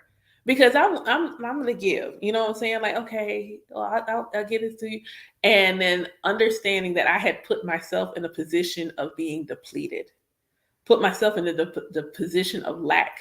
I was not allowing myself to receive the energy exchange. Good evening. I wasn't allowing myself to receive the energy exchange that was needed in order to fortify myself. So I would end up being exhausted. And then if I would have to be like aggressive, like if I would just be like, don't take any meetings. If I have like 2 classes and several appointments scheduled. What you mean? Don't take no like does this apply? Do I act is this an actual taboo right now? It's a taboo right now. But how long? 3 days. Like like okay. So if I would purposely just put me out of commission, move, move. You're going to rest now. You're doing too much. You're gonna sit down. So sit down someplace. You're going to rest. And I'm just like, oh, okay. Okay then. All right, I got it. And so even like last night, the Iyami were just like, you need to replenish your energy. Yes, mamas. Yes, mamas. It just felt like that one felt like grandma's coming through. Like, ain't you tired? Why are you still up? Ain't you tired? You should, chill out. Put your feet up or something. All right. If I has not given like I want you to work diligently. Like I'll keep seeing like you need to work. I don't work hard. I work diligently. I work consistently. I work smart. I work effectively and efficiently, but I do not work hard because none of those things are inherently the same thing. See, when I hear people say they work hard, they be like, "Oh, I had a good night's sleep in ages." Yeah, I don't do that. Like if I is adamant, no, you're gonna sleep today. Good night. Because if you don't sleep today, I'm going to make it so you can't have no appointments, no meetings, or nothing for 3 days. So you can either get this rest now or I'm going to force it on you later. I'm going to either make it a taboo for you to work or you can go ahead and rest. Because that's what Ifa did for Oshe Ifa. I don't work on Oshe Ifa. Ita Dogun is the most work I do on Oshe Ifa. The only thing I am allowed to do is Oshe live in the mornings, and then that's it. Don't text me for no divination because I can't do it. Don't ask me for no reading. I can't do it. Can you get this info? Can't do it. Can you cancel it? Can't do it. It's gonna have to wait till tomorrow. It's gonna have to wait till tomorrow because I am not allowed to work on that day. Because if I says this way, I'll make sure you are chilling out. And yes, it'd be hard. I'd be sitting there like, dang, what I'm supposed to do today? You know, the kids are cool for a little while and then they're like, yeah, we just want to play with our iPad though. Leave me alone. I'm gonna play with my toys now. Go watch TV, mommy. Go watch TV. I gotta figure out, catch up on my shows, binge watch a couple of things. Because even divining for myself, I try to keep it short and sweet. Because that's also the same day I do my dafa. I try to keep it short and sweet. But Ifa has been like this last year heavy on the work-life balance. Heavy on the work-life balance. The other thing is, and I think I'll close, this is a good one to close on, is connections and love. So I hear a lot of times people poo-pooing getting a love reading. And I don't have a problem doing a love reading. It's just about going how you go about it. I'm not going to read the other person. I'm not going to read the other person. And if you feel like your question is this person a good person? Then the answer is obviously no, because what you asked for. What you asked for. Now, if you come at it the way Orunmila would come to it, how can I align in such a way that this person is the person I'm supposed to date, yada, yada, yada. And if I will either say, yeah, go for it, or nah, homie, bet, you might want to get that one 50 feet. You might want to beg all the way back from that one. That one ain't for you. That one is not for the kid. I'm going to need you to slide back from this person because they're not for you. Okay, cool. Say less. But in this last year, one thing Ifa has done is like, I am an Aquarius with a Cancer rising. I be about my people, but sometimes, your people don't be about you. And I've had to learn that doesn't always mean that someone is actively trying to harm you. Sometimes it does, but it does not always mean that. When you get a message like, hey, you're surrounded by enemies and things of that nature, it does not always mean that someone is actively sitting over a candle with your name on a piece of parchment in your hair, something, trying to wish harm upon you. Sometimes what it is that there's a feeling that they might not even be consciously aware of. And that feeling is so potent that if the ancestors, your Ori, are picking it up, and you need to be aware of it so you can protect yourself. You need to be aware of it. And you don't always have to know who it is. Because truth be told, knowing who it is does nothing but bring you heartbreak. Like if it's necessary for you to know, don't worry. Ifa will make it clear where it's unmistakable about who Ifa is referring to. But if it's kind of generic and you don't know who the energy is, who the enemy is, you're not supposed to know. That's been a learning thing. You don't need to know. Sometimes you do. And Ifa, the Orishas will do something like, hey, I'm gonna need you to know that one right. Go ahead, cut that relationship off right there. Cut that friendship off. Because that's not your friend. That is not your friend.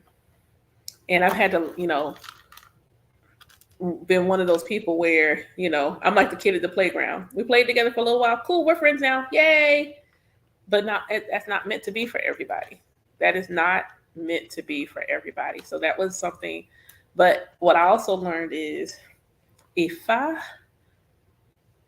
when you are in your practice, in your walk, like I didn't make Ifa fit into my life because it's too big.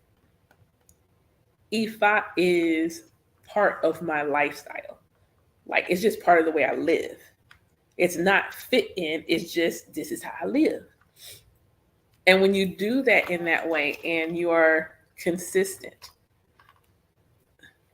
notice again, no, we're not disciplined because ain't nobody finna get no whooping.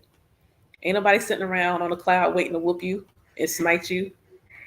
So when I'm devoted, when I am consistent, when I am doing it from a space of authenticity, like on a day where, you know what, I don't want to do a Riki and Yoruba. You know what I want to do? I want to play some music and I want to sing some Ella Andal, and that's how my veneration gonna look that day. Sometimes that's it.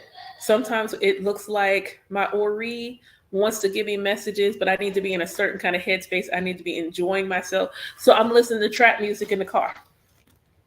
And you're like, listen to trap music, I'm listening to trap music, I'm listening to Gucci Man. Bricks. All white bricks. Like I'm listening to Gucci, I'm listening to 2 Chains in the car, getting downloads. Listen to 2 Chains in the car, busting on the beat. I'm listening to 2 Chains and I'm getting downloads. Like clear as a bell. Clear as a bell. Sometimes that's Ella Andal's, like all of them. Everything hits. Everything hits. Everything. Everything. I got a whole playlist. Of nothing but Orisha music. And I will subject anybody in my car. I don't care if they're in the tradition or not. They're going to be subjected to some Orisha music on a good day in my car with some Ella Andal. Especially Ogun. Yeah. Yeah. Ogun and Shango? Yes. Yes, absolutely. You must listen. Enjoy yourself. Absolutely. But it has to be authentic. But when I'm like that and I'm consistent, one, if I can always give me a heads up. That's one. Because I'm consistent in my divination and things of that nature. Like I may not always be consistent in meditation, but I am absolutely consistent in divination. And if I can give me that heads up, hey, Igor, I just need you to know.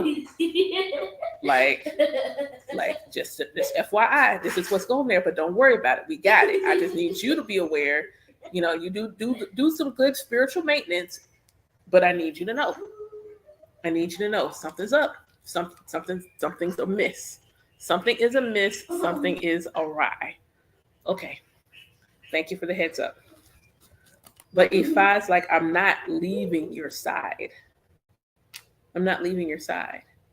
I'm going to be here to help you, but I need you to know this is what's going on. This is what's happening. Okay. And I appreciate that. And this is not really related to relations, but I thought about it because it was something that happened this year. I woke up. Um, this is shortly after my birthday in February, um, and I I woke up from a dream. I can't remember the dream, but the best way I can describe it is it felt like I fell back into my body, like fell. And anybody who's ever had that feeling understands it, like fell, like oh snap, like I crash landed into my vessel so hard that my actual body did this on the bed. Scared the crap out of me till like I audibly screamed, grabbed my chest, and then the room started to spin. At least that's what my perception of what was happening is the room was spinning. So I don't know what that is. I'm like, oh my God. And, come to find out I have positional vertigo. We'll leave it the short name. I got positional vertigo that developed. And recognizing like, can you put them over here so somebody can sit there? Thank you. And then here, you help because you should have put his toys over there. Devin. Help him. Okay, well, he said no. All right. So I'm like, where did this vertigo come from? Why is this happening? And as you heard me say earlier, I divine on everything. So I went to the mat. To consult Ifa to know what was going on, why this was happening. Because if you have never had vertigo before, that joint is scary. Like vertigo, where's your spoon at? Vertigo is scary. That was terrifying. The room is spinning. I don't know what's happening. That was terrifying. I was scared to go to sleep. No, you cannot have the whole thing. And this is it. That's it. I know I've said that like 4 times, but this is it for real. Don't ask me for no more. Eat you some strawberries or something. Strawberry icing? No, you had enough icing. You should have asked for that before. Strawberries. But you can have go eat some strawberries. But vertigo set in. It scared me to death. I was scared to sleep because it manifested while I was sleeping. So I was scared to sleep. Huh?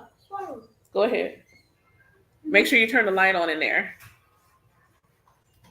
And when I consulted E5, there was literally any time in the Odu about being dizzy. Literally. Like someone is dizzy, and what's going on is that Ifa and Shango are doing battle for you. And you energetically feel it, and that is what's making you dizzy. Give an Ebo, and you'll be fine in a couple of days. So that's what I did. I gave the Ebo, and I was fine in a couple of days. I still got my prescription, and it's not that it will never, manifest, because it sure enough manifested mid-divination a couple of months ago. But generally speaking, I don't actually have any major issues with the vertigo anymore since I gave the Ebo. And that also just shows like how powerful it is, because if you ask me, well, had you done anything like doing the exercise for positional vertigo, is also scary because you have to trigger the vertigo in doing the exercise. That I didn't want to feel that. I didn't want to do that. I don't want to sit there and make myself dizzy. It's terrifying. Absolutely, like, especially like no, absolutely not. I didn't want to do it. The Dramamine, I hadn't taken it yet. When it actually started, the symptoms completely went away. It wasn't like I was taking Dramamine every day. I wasn't. I took it only when the symptoms showed up, and they just stopped showing up. They stopped showing up. I have been able to drive myself around. Some people say when you have vertigo, hey, Maddie, I posted the notes from Ita Dogun in my group.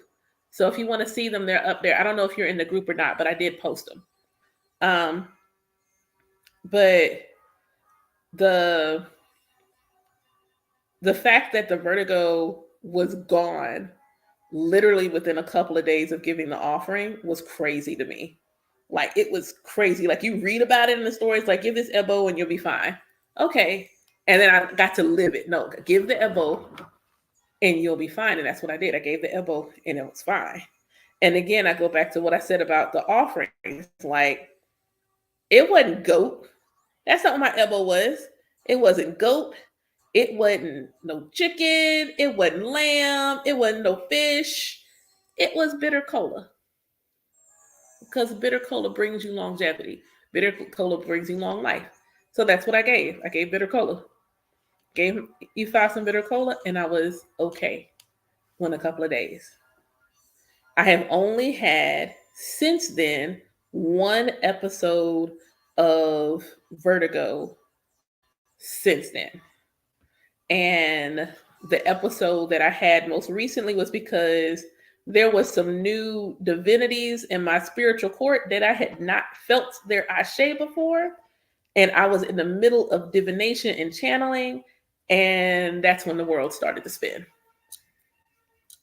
So now that I'm used to them, I'm okay. But at that particular time, they were like, "Oh snap! Somebody new here." Hello, and I didn't know what it was at first because the only thing I can think of when vertigo is coming up is I'm scared. It's scary. That's the only thing I can think of about with the vertigo is this is scary as heck, and I don't like it. I don't like the feeling of it. If I even feel like I'm going to be dizzy, I am actively trying to do something to stop it from even trying to manifest. But that particular time, I couldn't stop it. I stopped it. So that was just shared. Like the medicine of Ifa is effective. Like I am a walking testimony of Ifa's protecting you in terms of your health. Absolutely, positively, like hands down. And someone's like, why was it such a small Ebo? Because I give Ebo I give stuff like that regularly. Devotion, tangible offerings, Iwa Pele work. I'm giving on a regular basis. Sometimes it's not physical. Sometimes it's, hey, wear white for several days. Or sometimes it's, hey, take a day and go into nature and be quiet. Like sometimes it's stuff like that. And I do those things. And as I tell them, I'm putting deposits in my spiritual bank account so that when I need to make a withdrawal, it's there. I'm putting deposits in my spiritual bank account so that when I need to make the withdrawal, it's available to me to make. It's available to me to make the withdrawal. So going back to the last thing with the relationships, understanding friendships and things like that, in allowing myself to feel what I need to feel when it feels like people have let me down. I have to let myself feel that. In terms of love, if you are single, you need somebody to court you the way Odunfa love you doing. When I say it is something to be said about somebody that is willing to go consult with the Most High, go and consult the oracle to see whether or not, one, if y'all are in a line, but two, what they should do. How should they show up for you? How can I make this work with you? How, like, what I'm supposed to do to make this right with you, make things flow with you. That's a different kind of courtship. That's a different kind of courtship. Like like the bar. Where is the bar? I can't see it anymore because you've reset it in a level that nobody else has. Get you somebody that's going to go seek divination on how they should show up for you, because that's what Arumila does. The other part is that sometimes you're not asking about love, but love's coming. When you get a divination, you're talking about, I want to relocate, get a new house, all those things, and love comes up, and you're like, but I'm not looking for love. That's okay. Love looking for you. You name looking for you. for love, but love is looking for you. Not only that, if you know you're in a relationship that is not for you, because men and women, we be knowing. We stay for whatever the reasons why we stay. But at the end of the day, when it ain't it, when we know this person is seasonal and not a lifetime, we know. Hold on, y'all. Call Umoyan. To accept, press I. Alafia. Alafia, yeah. Hey. How are you? I'm fine. I'm on live. Okay, you're on live. Yep. Are y'all in town? We are. We're at the Airbnb. Are y'all settled in? We're getting our stuff out of the vehicle, and we were gonna come over. That's fine. Y'all can come on. My house is a mess, okay, but you can come. It's okay. Do you need anything? Let me. We're coming to look at your house. We're coming to look at you. I don't know. I think I'm straight for the moment. Okay. All right. I'll see you soon. All right. Yeah. Oh, double. Sorry, y'all. My phone rang. Sorry. Okay. So, but love, you don't have to be looking for it, because if it's coming, it's coming. And if you're in a relationship that you're not supposed to be in, it's still coming. It's still coming. It may not appear to you in that relationship, but it is coming. Ifa has, on more than one occasion, when I was not actively single, given me that message. And when I say not actively single, I mean like I'm dating somebody, this person's like my boyfriend or something like that. But the first time it happened, I was married. And my first mentor said, you need to move out your house. And I was like, okay, so me, the kids, and no, just you and the kids. Whoa, what do you mean? Just you and the kids need to go. And I knew, like at that time, things were really rocky. So I knew, and I'm like, are they telling me to leave him? Absolutely. But you don't have to be worried about being alone. You're going to have someone else, and it won't be that long before they show up. But they can't show up while you're living in that house. You have to relocate. And I'm just sitting there like bamboozled. And I'm like, okay. So eventually I do end up out of that house and in this one. And then let's see, not quite a year later, I get my first divination from I get my first E5 divination shortly after that. And he says the same thing. You need to divorce your husband. There's somebody else for you, but you need to divorce him because it's not him. Your ancestors are trying to get y'all to separate. Oh. And so I'm like, well, I can't try to work it out because, I got kids. I'm trying to can I make it work? Da, da, da, da. And the divine was like, no. But I mean, if you want to try, go ahead. And he gave it to me just like that. He's like, no, but if you want to try, go ahead.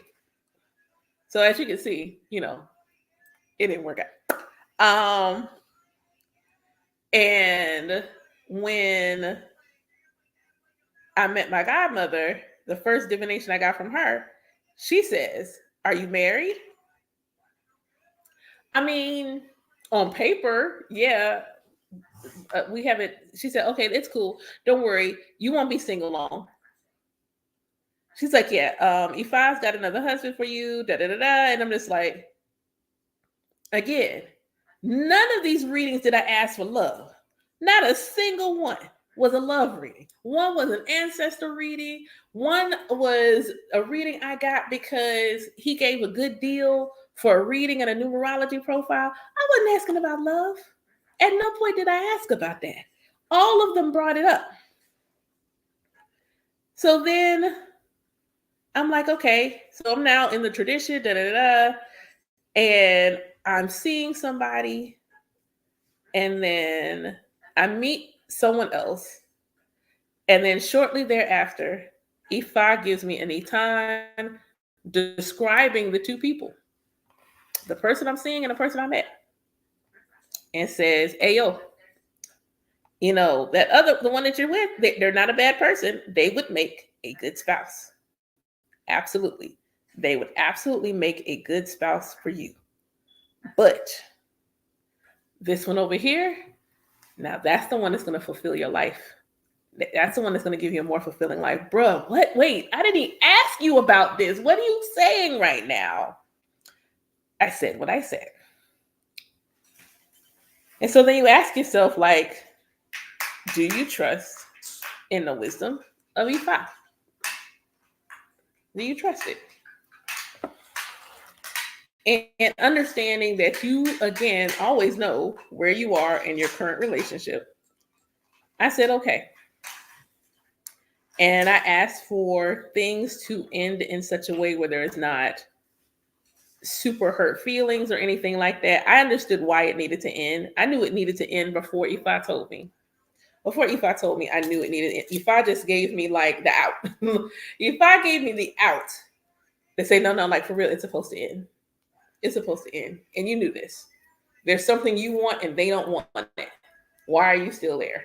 There's something that you want that they do not want. Why are you still in this relationship? I said, okay.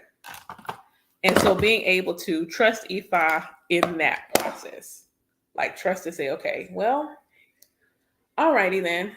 If that's the case, this is what it is. And walk with Ifa, have Ifa walk you through. Ifa walk you through what that looks like, and then watching what it does for you in your relationship. And I always felt like I didn't think I cared religiously, spiritually about who my person was. You know what I'm saying? Because I grew up as an Israelite in Georgia. I never thought I was going to marry another Israelite because I'm in Georgia. I had kind of just resigned to the fact that if I got married to someone, they were going to probably be Christian, because what are the chances I was going to meet another person that was an Israelite? At least not one of the ones yelling at me from across the street. Like no, I didn't feel like that was going to be a thing. So I kind of had just resigned to the fact I wasn't going to be married to someone who had the same religious practice as me. That's the way I felt about it. So then, switching gears, well, at least they're spiritual, then I could date them and it'll be cool.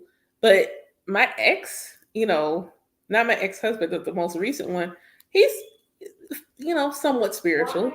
But when I made the joke, I said, we can't spend no time together. I just need to know what the offering to your ancestors needs to be. And he was confused by my question. That said to me, you can't just be spiritual.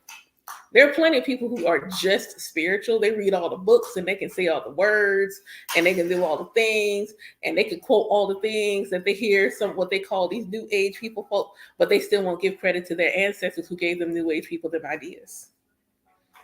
They still won't give credit to the ancestors that the ideas were stolen from. They still won't do that. So, everybody's not spiritual in the same way. And so I said, okay, yes, sir. Apple juice, please. Bring me your cup and bring me the juice. Bring me your cup first. Go get your cup and bring it to me. And I'll be done in a second. So go get it. Where's your cup? Where is your cup? Where is it? Yeah, if you got a cup, give it to me. Finding. So I, didn't think I cared if they were in Ifa because I didn't expect to. And then here comes my godmother again. Oh, you're supposed to marry a priest. You got me messed up. Empty that. You want to use that cup? Yeah. Okay, well then you need to pour that out and bring it to me. I'm like in my head, I'm thinking, you know what? I will. Nah, man, ain't no way. And for those of y'all on social media, y'all know why. Because the only interactions, and those who don't follow me like that don't know, the lineage I initiated into is nothing but womb holders. Everyone in my birth lineage is a womb holder. So again, I didn't have a relationship with no Babalabos like that because other than her elder, wasn't none. Other than her elder, wasn't I? And my only relationship with them was them sliding in my DMs talking about, have you heard about E5? When it says Ianifa in my goddamn name. Why you ask? See, that sense you don't read and you got reading comprehension. Or you just work at a call center for scammers and y'all ain't told how to do a screen audit before you slide into somebody's inbox. Either way, I had not had a good interaction with any. Hadn't had a good interaction with any. Well, save one. There was only one. The one on Clubhouse who did the Ejo scenes on Clubhouse. Only him. He's the only one. He's the only one who I'd actually interacted with, and I felt like he was a halfway decent human being. And the rest of them, throw them away. That's the way I felt about it because there had not been a good interaction. So when she said it, I'm just like, I must be going to initiate him because that's the way I thought it. I said, I must be going to initiate this person, and that's how they become a Babalawo because I showed up Kate meet one. I sure can't meet one. Sure enough can't meet one. Why would I do that? If I said what if I said this is why you have to trust in if I.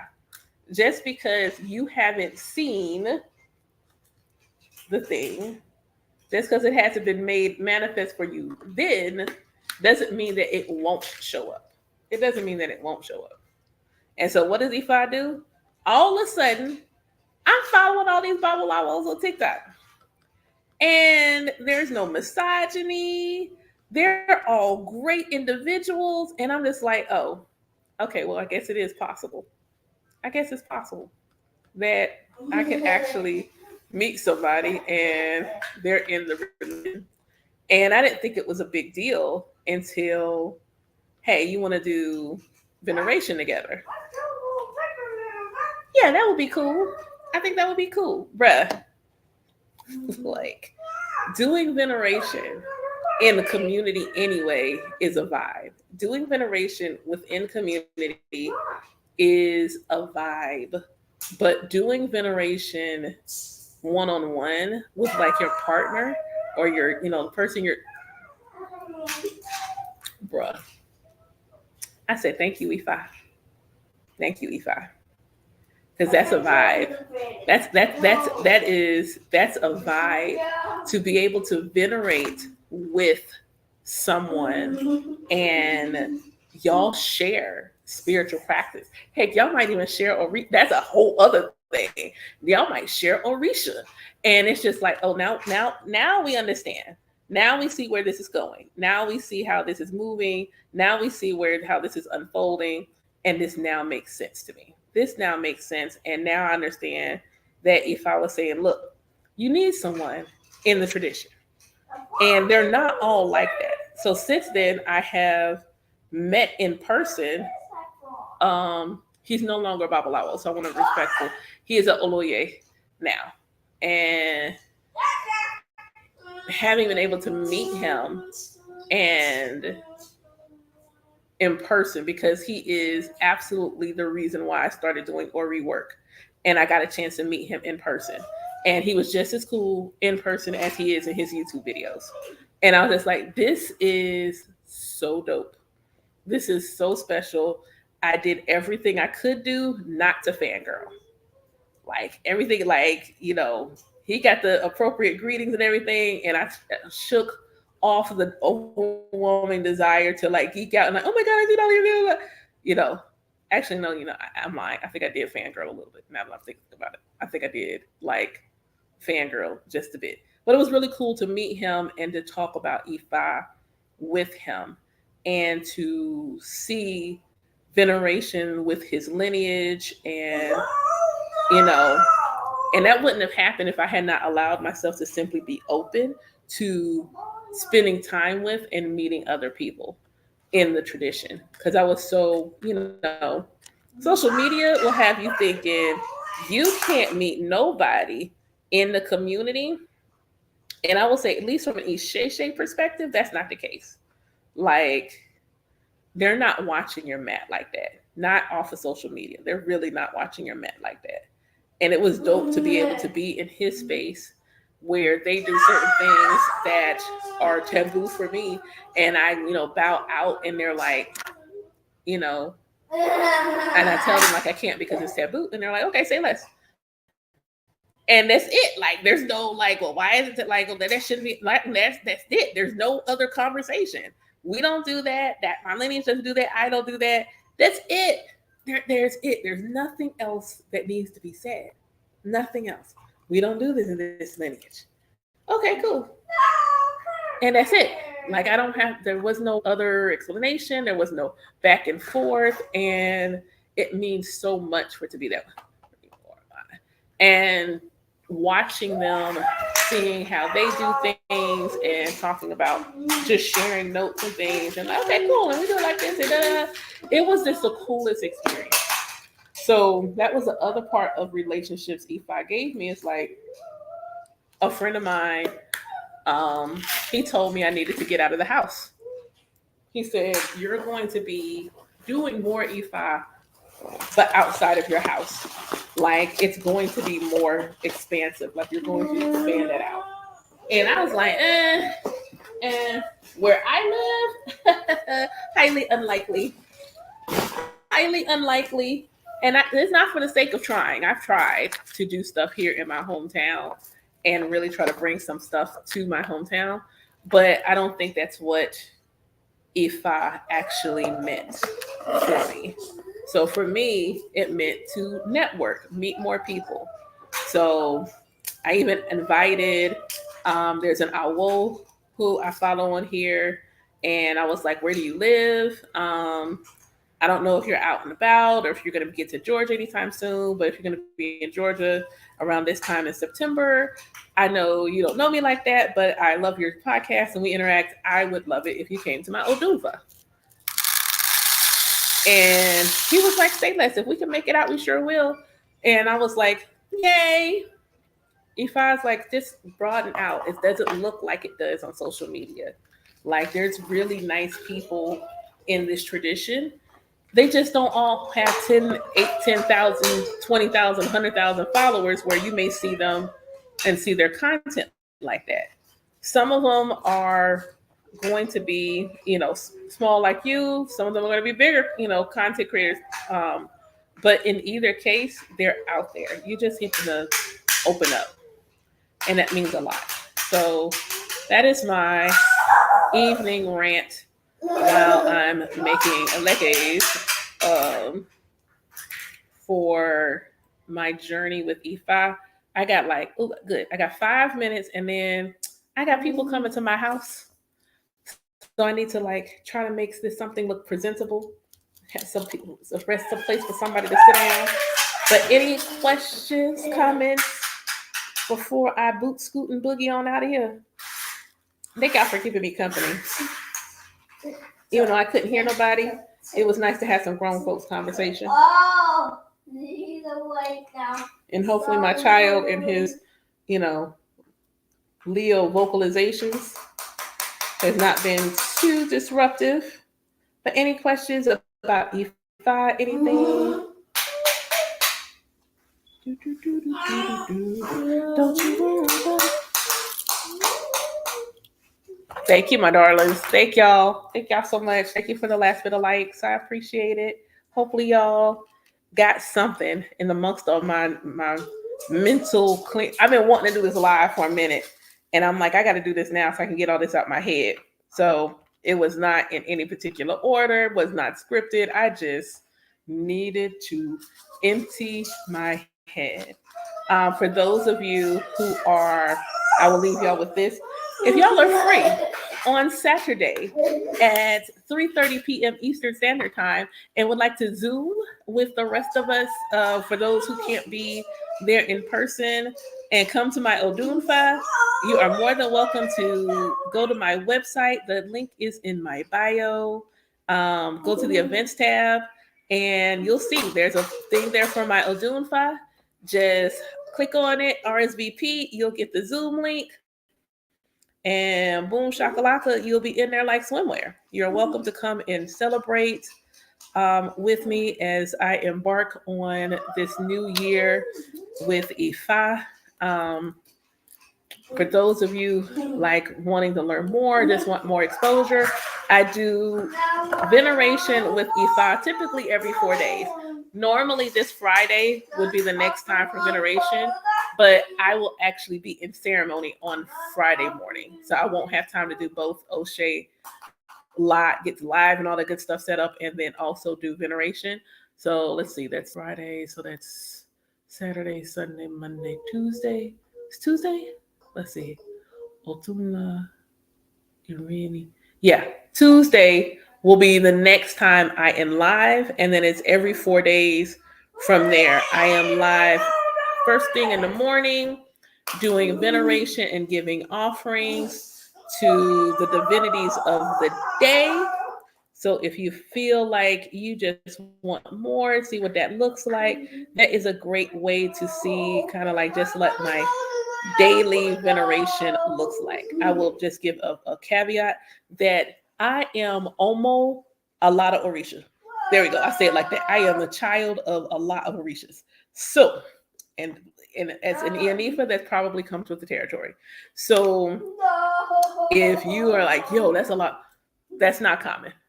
That's not the volume of Orishas I have is not common. So, but you'll just see it's still just a good way to kind of get that exposure, see what the energy's like, all that good stuff, and just see what it looks like. So, if that's interesting to you, come join. It's not like you have to pay anything. You can join on TikTok. I go live on TikTok, or um, I go live on Zoom. So, if you inbox me, I'll add you to the calendar invite, and it's recurring, and then you just always have it on your calendar, and you can just join us in the Zoom room. And now that my son is asking me for more something sweet, I'm gonna boot, scoot, and boogie. Thank y'all again. Oh, double. Hmm. No, but I think there's a cinnamon roll in there that you can't eat. The cinnamon roll is junk food. You know, that's junk food. That is junk food, sir.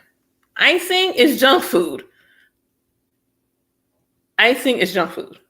For the record, icing. Can you cook bacon, eggs, and sausage Yes, I can cook that.